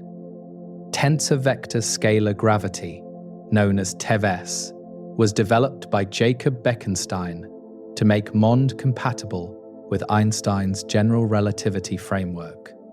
These relativistic versions can reproduce gravitational lensing effects and make predictions about cosmology that pure MOND cannot achieve alone. However, these theories are more complex than standard dark matter models and face their own challenges matching all observations simultaneously. Some scientists propose hybrid approaches that combine modified gravity with some amount of dark matter present in the universe, actually. These compromises suggest that gravity might behave somewhat differently than expected, while some invisible matter also exists alongside ordinary matter. Such approaches could potentially explain both the galaxy rotation curves and the larger scale observations that pure modified gravity struggles with entirely. However, hybrid approaches lose the simplicity that made modified gravity attractive as an alternative in the first place originally.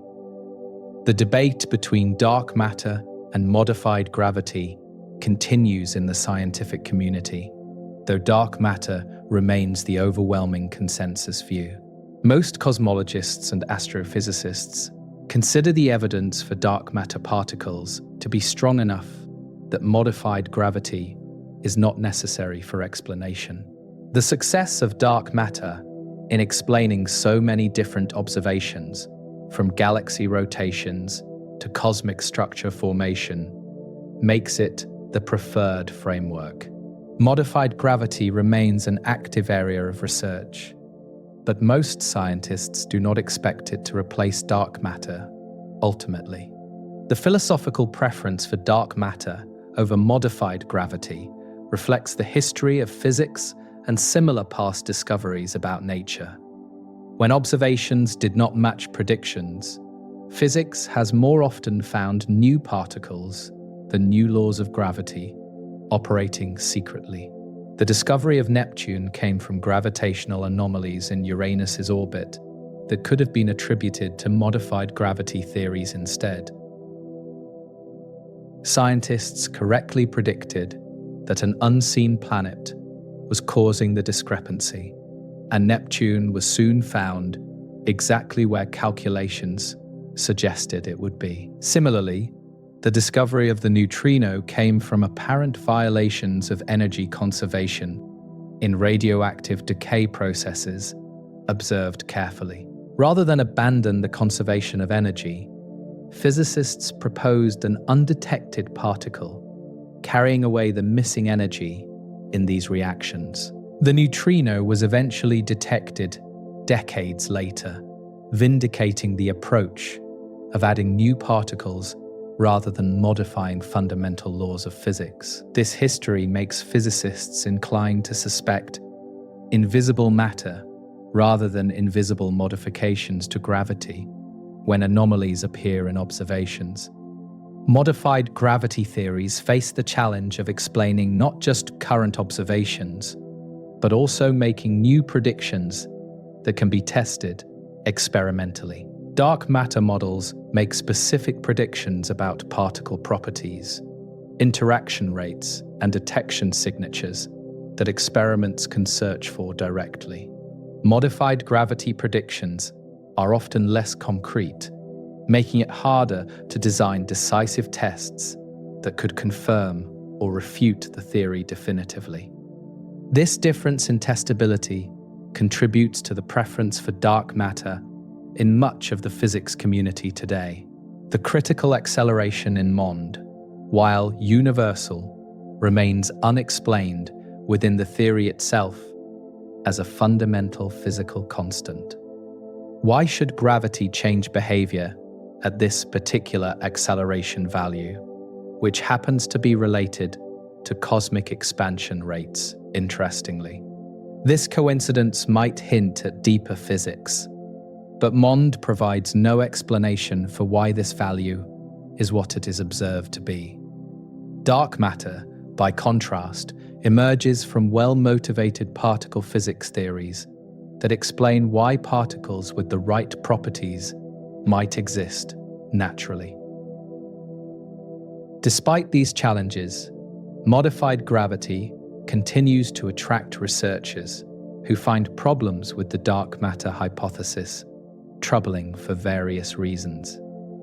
The decades-long failure to detect dark matter particles directly is one motivation for continued interest in alternative explanations for observations.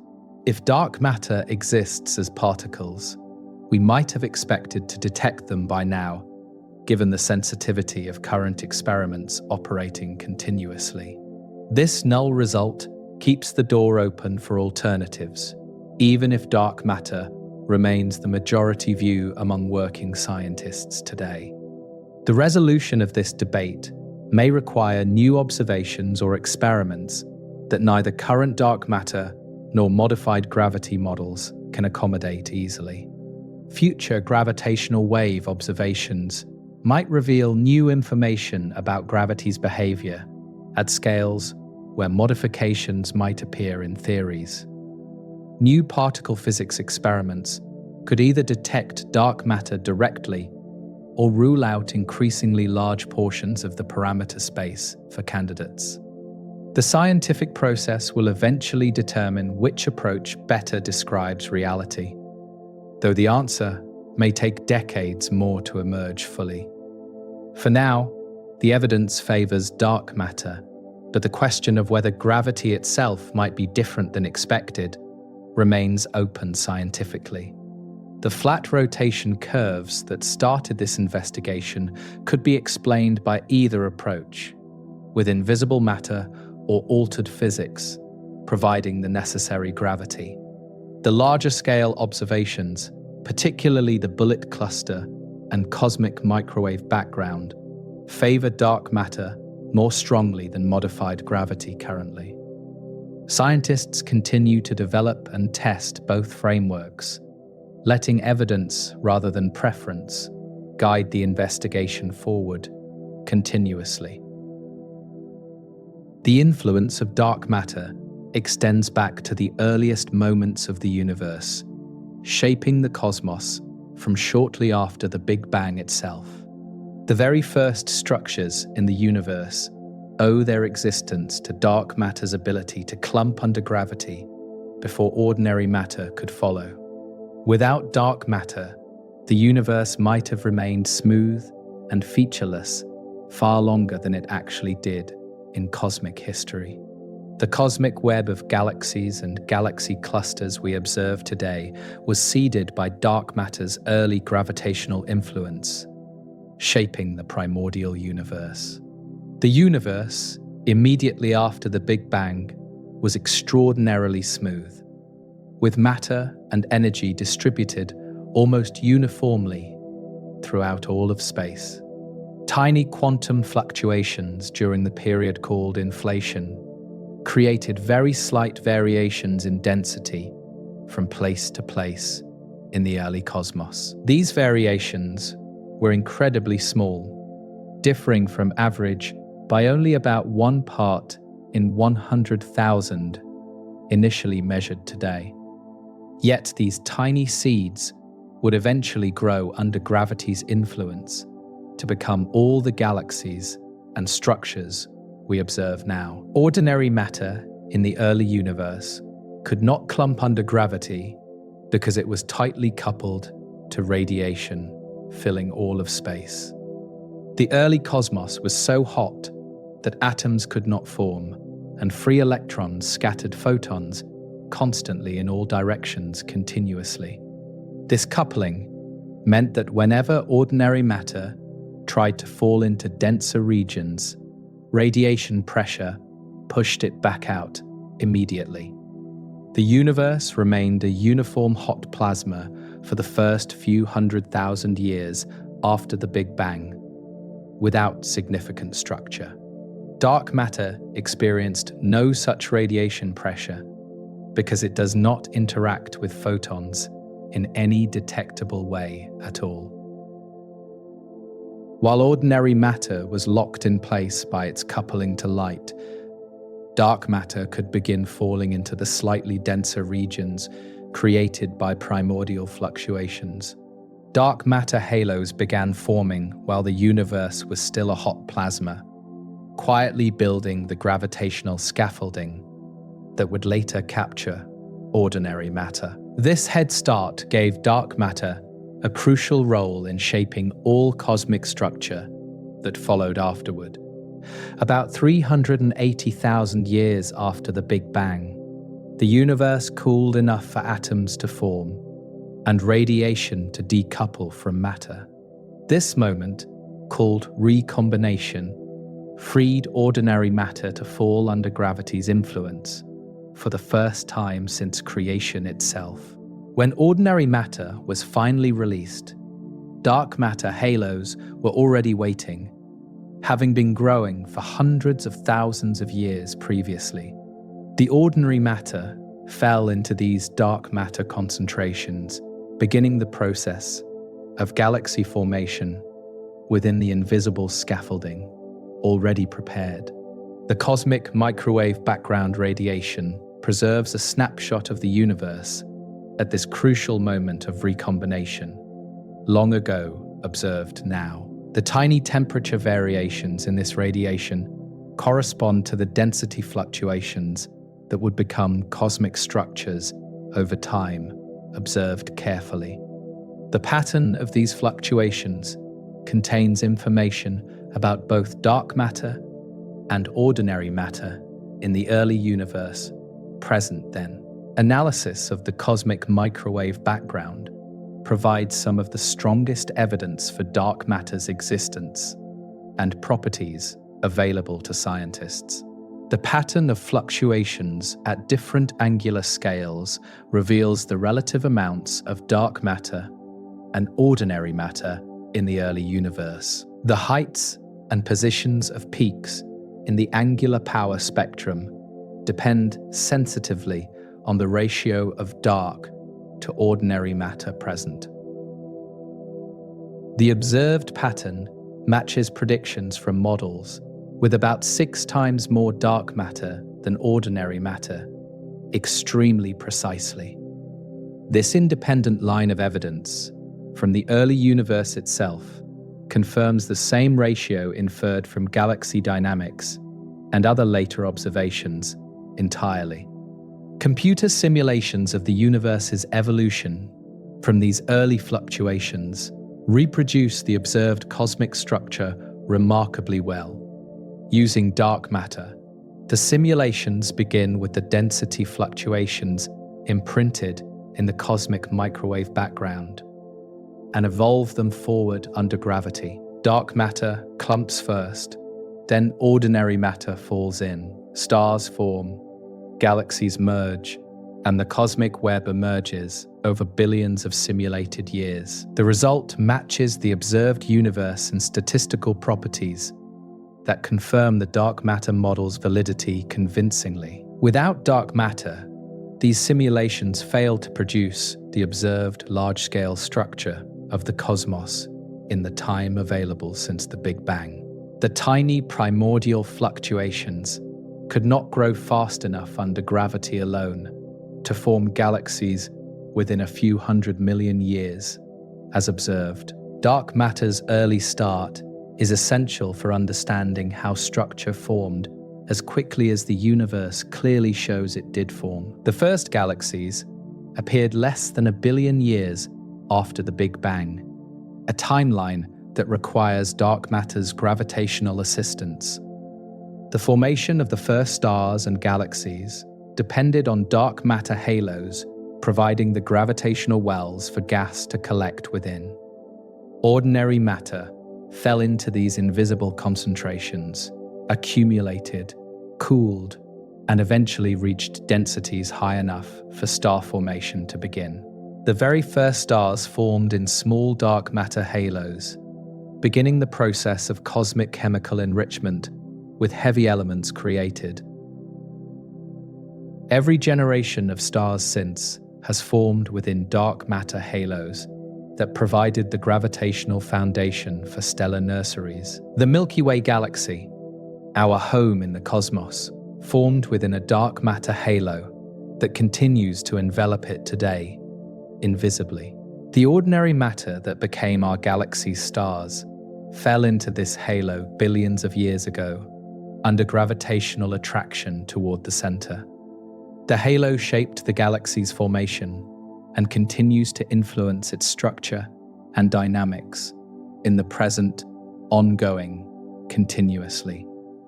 We exist within a dark matter cocoon that has surrounded our galaxy since before it formed as a recognizable spiral structure. The hierarchical nature of structure formation means that small halos formed first and then merged to build larger structures over time. Galaxy clusters formed from the merging of many smaller halos, each bringing their ordinary matter content along with them. The cosmic web emerged as halos grew, merged, and aligned along filaments of dark matter, stretching across the universe, observed now. This bottom-up assembly process, with small structures building into larger ones, is a key prediction of dark matter cosmology confirmed by observations. The timing of structure formation provides another test of dark matter's properties and behavior in the early cosmos observed carefully. If dark matter particles were very light and moved fast, they would have smoothed out small-scale fluctuations rather than enhancing them over time. This hot dark matter scenario would have delayed galaxy formation, producing a universe different from what we observe today, actually. The observed universe matches predictions for cold dark matter, particles that move slowly enough to clump on small scales efficiently. The transition from the smooth early universe to the structured cosmos we observe represents one of the great accomplishments of modern cosmology. Understanding how tiny fluctuations became galaxies, clusters, and the cosmic web required recognizing dark matter's essential role in the process. The invisible matter shaped the universe's evolution from nearly featureless uniformity to the complex web of structures observed today. This cosmic history, from Big Bang to present, is a story in which dark matter plays a leading role throughout billions of years. The search for dark matter continues today with experiments and observations spanning the globe and reaching into space above the atmosphere. Scientists pursue multiple strategies simultaneously, hoping that at least one approach will finally reveal dark matter's true nature directly. The effort involves particle physicists, astronomers, cosmologists, and engineers working together on some of the most sensitive instruments ever constructed. The scale of the search reflects both the importance of the question and the difficulty of detecting something that interacts so weakly.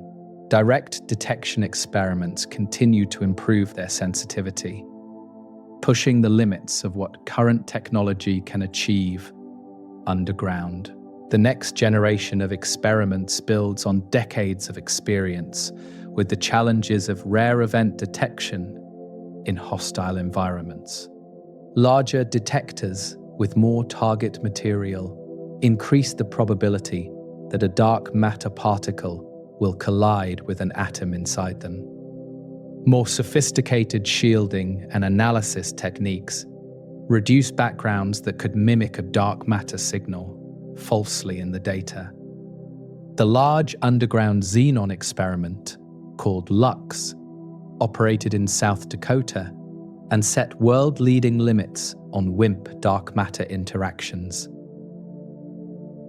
Its successor, Lux Zeppelin, or LZ, now operates in the same underground laboratory with a much larger detector containing 7 tons of xenon. The Xenon collaboration in Italy similarly upgraded from Xenon 1T to Xenon T, with increasing sensitivity to dark matter collisions expected.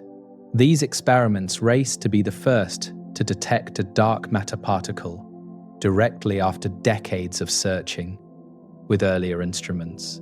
The sensitivity of these experiments has improved by factors of thousands over the past 2 decades of continuous development and operation. Early experiments could detect only dark matter particles that interacted relatively strongly with ordinary matter targets they contained.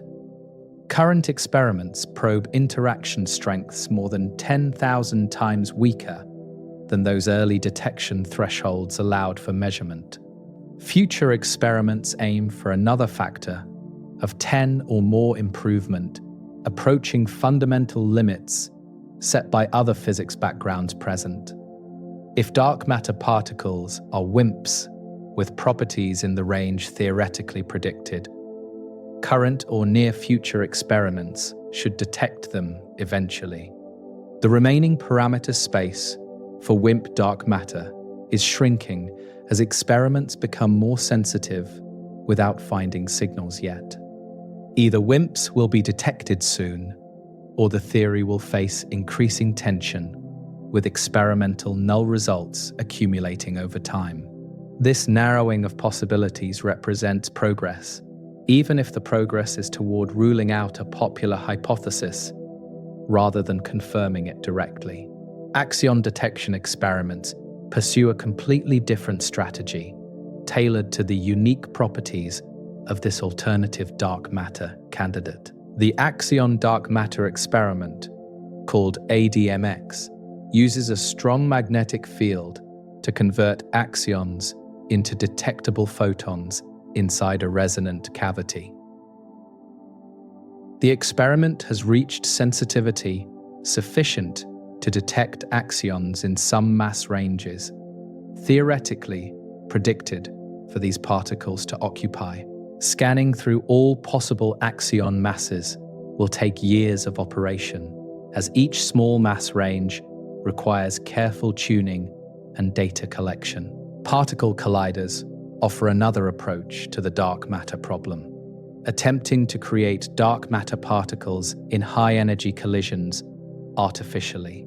The Large Hadron Collider at CERN can produce energies sufficient to create particles much heavier than ordinary matter in its detectors. If dark matter particles are created, they would escape the detector without interacting, revealing themselves only as missing energy in collision events. Despite extensive searches, no convincing dark matter signal has emerged from collider experiments so far in operation.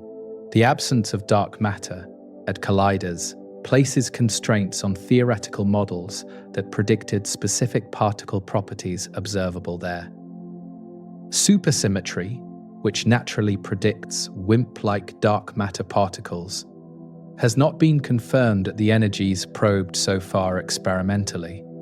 Higher energies might still reveal supersymmetric particles, but the simplest versions of the theory are increasingly constrained by data collected. This tension between theory and experiment has prompted exploration of alternative dark matter candidates beyond the traditional WIMP paradigm. Space-based observations provide a different window on dark matter through its gravitational effects on visible matter and light paths. The Euclid Space Telescope, launched by the European Space Agency in 2003, will map dark matter across billions of light years. By measuring the shapes of billions of galaxies, Euclid can detect the subtle distortions caused by gravitational lensing from dark matter. This weak lensing survey will produce the most detailed three-dimensional map of dark matter distribution ever created by astronomers. The Vera Rubin Observatory in Chile will survey the entire southern sky repeatedly, tracking changes in billions of objects over time continuously. Among its many science goals is measuring the distribution of dark matter through weak gravitational lensing of distant galaxies. The observatory's namesake, Vera Rubin, was instrumental in establishing the evidence for dark matter through galaxy rotation curves decades ago. This fitting tribute connects past discovery to future exploration in the ongoing investigation of the universe's invisible majority. Indirect detection searches for signals produced when dark matter particles annihilate or decay in regions where they are densely concentrated. The center of our galaxy, where dark matter density should be highest, is a prime target for these searches using gamma-ray telescopes. If dark matter particles can annihilate when they meet, they should produce gamma rays detectable above the background from ordinary astrophysical sources. Space-based gamma-ray telescopes like Fermi have searched for this signal, finding some intriguing hints, but no definitive detection yet confirmed. The scientific community maintains multiple parallel approaches because no single strategy is guaranteed to succeed in detecting dark matter. Different particle candidates require different detection techniques suited to their specific properties and interactions expected theoretically. Hedging across multiple approaches maximizes the chance that at least one will eventually succeed in revealing dark matter's nature directly. This diversified strategy reflects both the uncertainty about dark matter's identity and the importance of answering this fundamental question. The possibility of discovery persists, with any observation run potentially being the one that finally reveals a dark matter signal clearly. Scientists maintain hope, tempered by realism, aware that decades of searching have produced only null results so far in experiments. The next generation of experiments may succeed where previous ones have not, or may simply push limits further without detection. Either outcome advances understanding, either by finally detecting dark matter or by constraining what dark matter cannot be significantly. The patience required for this search reflects the nature of fundamental physics, where important questions often take decades or longer to resolve. The search for the Higgs boson took nearly 50 years from theoretical prediction to experimental confirmation at the Large Hadron Collider.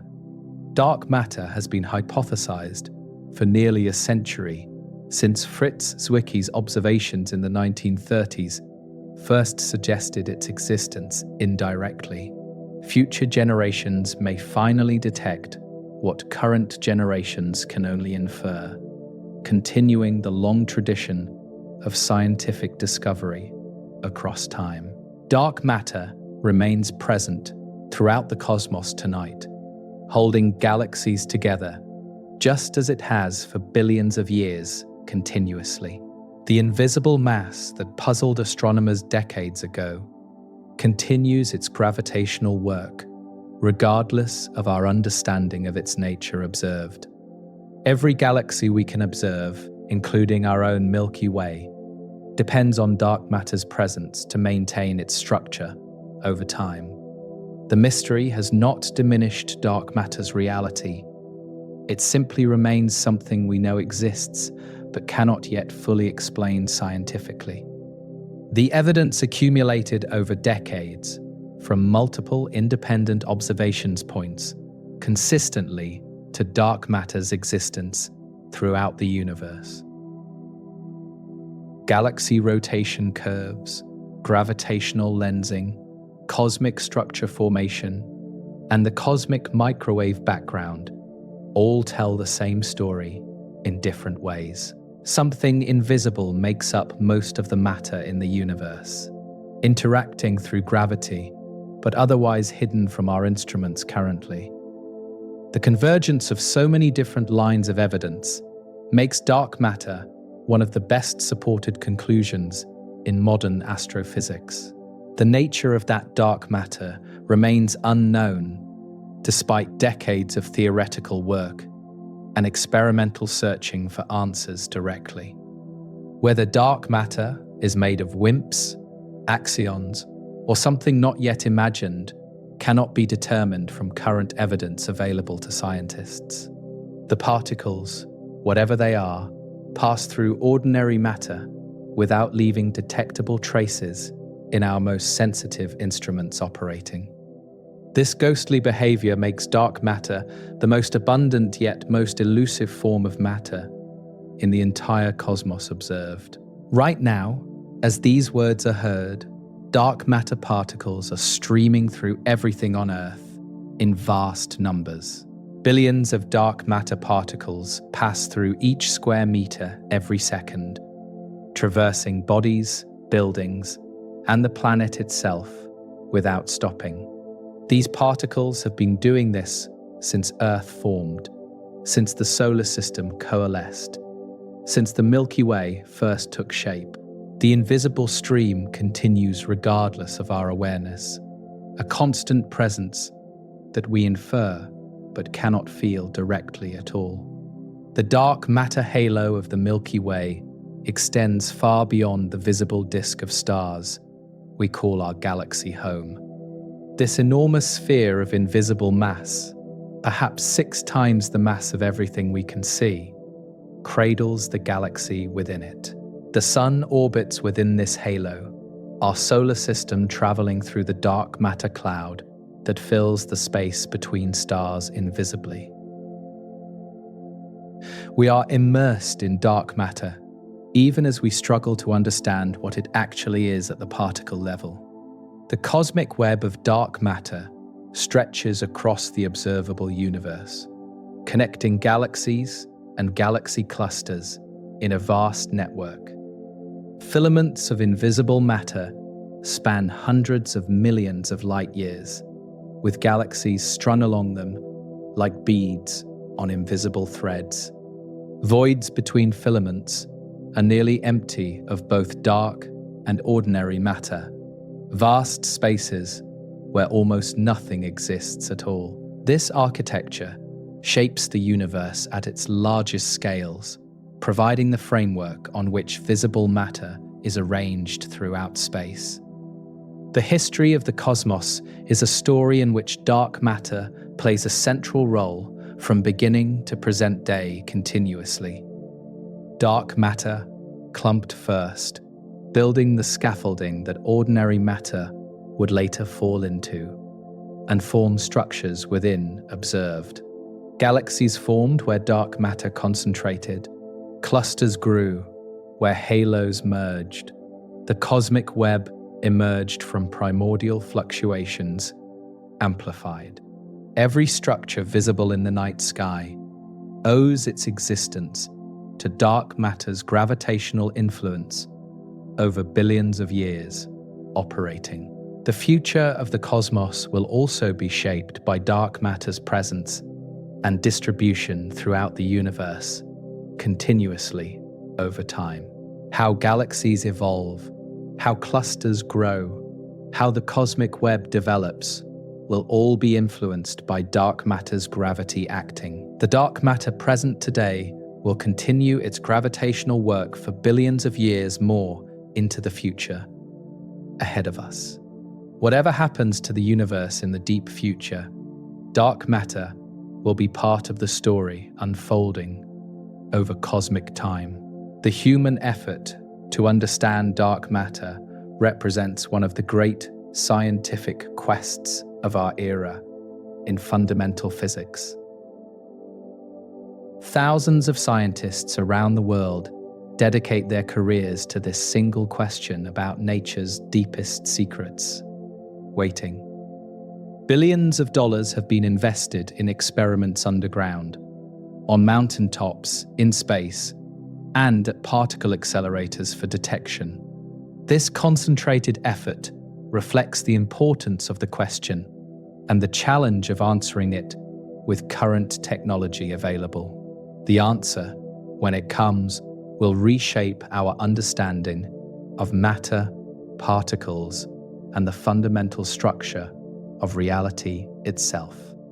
Identifying the dark matter particle will extend the standard model of particle physics beyond its current limits established by previous discoveries. Understanding dark matter's properties will illuminate the connections between the smallest and largest scales in the universe observed. The discovery will stand as one of the great achievements of physics, comparable to the identification of atoms, quarks, and the Higgs boson. Until that discovery, dark matter remains a mystery that accompanies us through the night sky and the cosmos beyond our world. The mystery is not troubling but wondrous, a reminder of how much remains to learn about the universe we inhabit together. The invisible majority of matter keeps galaxies spinning, structures forming, the cosmos evolving just as it has for billions of years. We benefit from dark matter's presence even as we puzzle over its nature in laboratories and observatories worldwide. The night sky visible from Earth contains billions of stars, each one held in place partly by dark matter's invisible gravity field. The Milky Way arching overhead is bound together by a dark halo more massive than all its visible stars combined together. Other galaxies visible through telescopes are similarly embraced by their own dark matter cocoons, holding them intact against cosmic forces. The universe we can see is supported by one we cannot see, the visible floating on the invisible throughout all of space. This relationship between seen and unseen is somehow fitting for a universe that continues to surprise its inhabitants with new mysteries. Every generation of astronomers has discovered that the universe is larger, stranger, and more wondrous than previously imagined possible. Dark matter is the current great mystery, the frontier where known physics meets unknown physics, awaiting future discovery. Future generations will either solve this mystery or pass it along with their own additions to the list of cosmic puzzles. For now, dark matter simply is, present and active, whether understood or not by those who observe its effects indirectly. The galaxies rotate, the lensing bends light, the cosmic web stretches across the universe, just as dark matter causes them to. Science continues its patient work of observation, experiment, and theory, in laboratories and observatories around the world, constantly. The answer will come eventually, or the question will deepen. Either outcome advancing human understanding of cosmic reality further. The listener rests now, perhaps within a stream of dark matter particles passing through without the slightest interaction detected. The invisible is no less real for being undetected, no less present for being mysterious in its fundamental nature still.